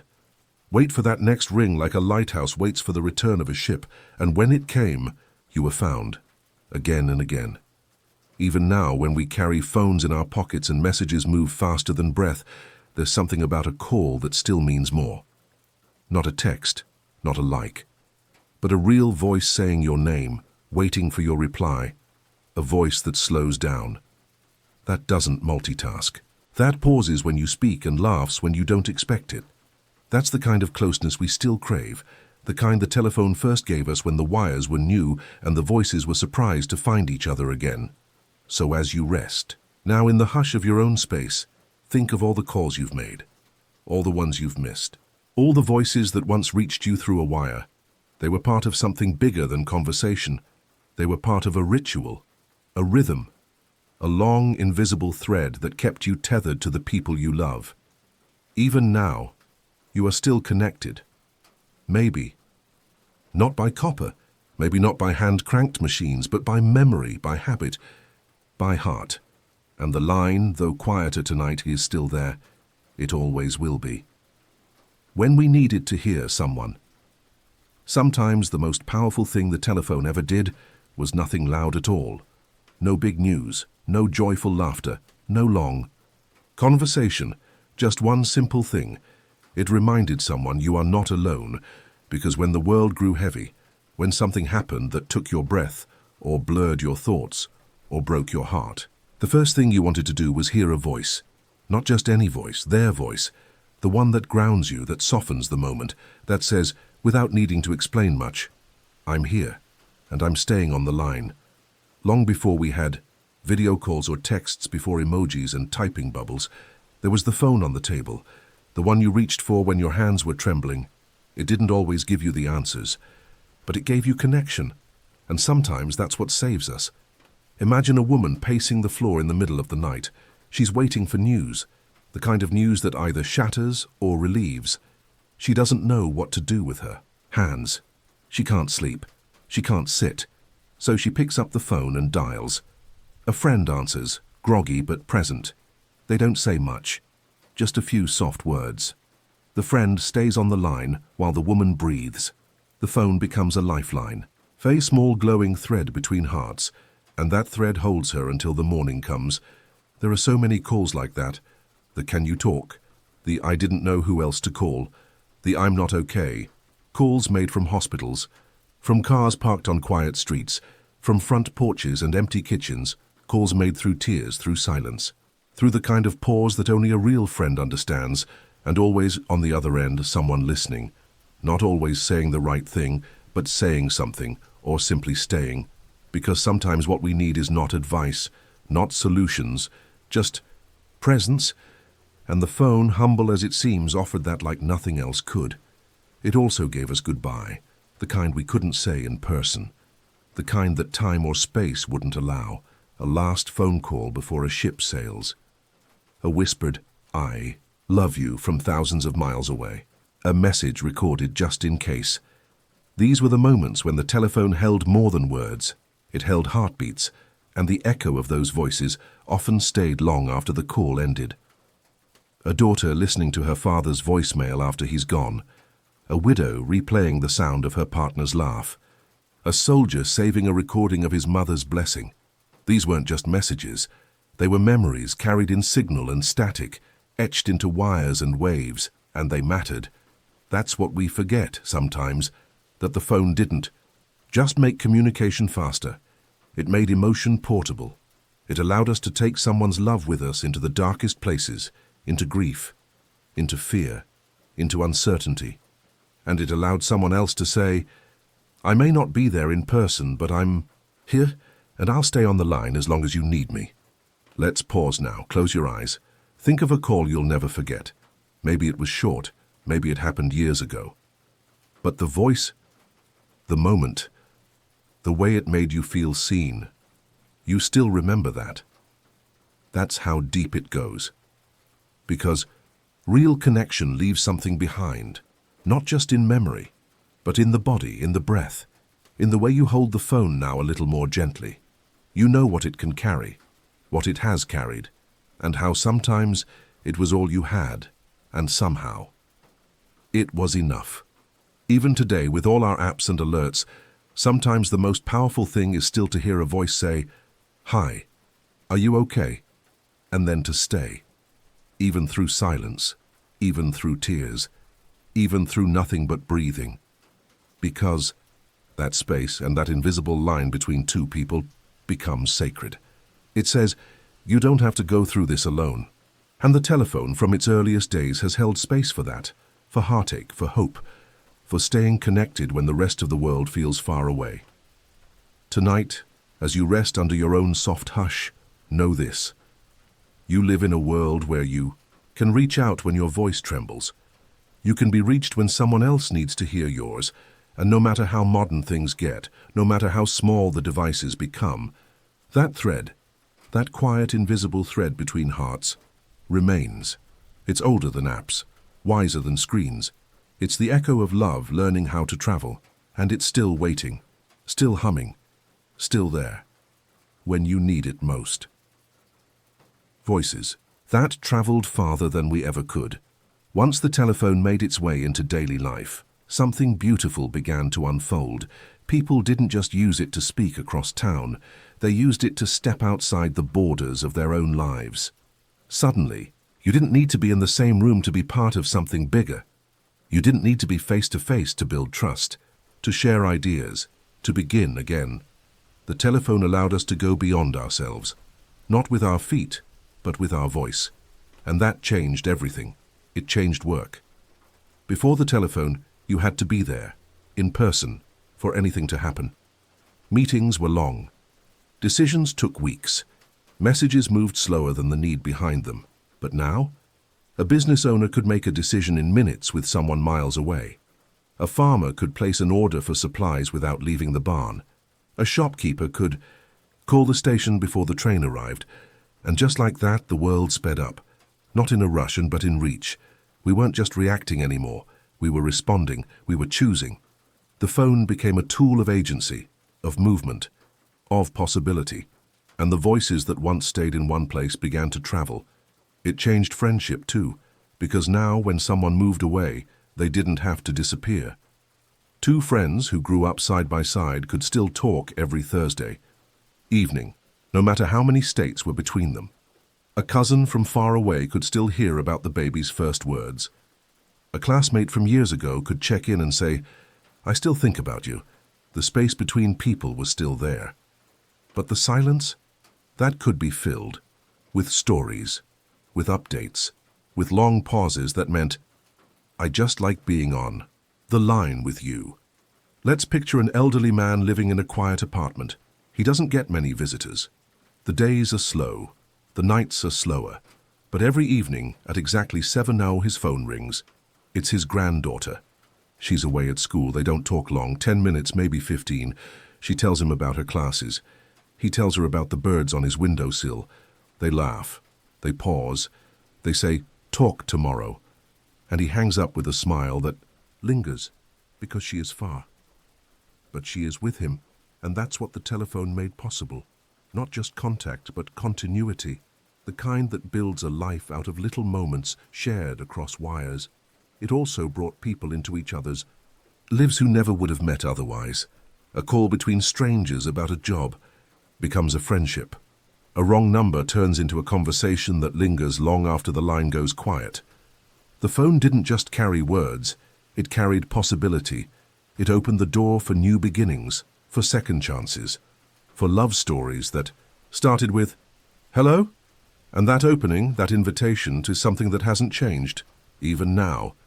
Even as we hold sleek phones in our hands, scrolling and swiping and texting, there is still something tender about a call.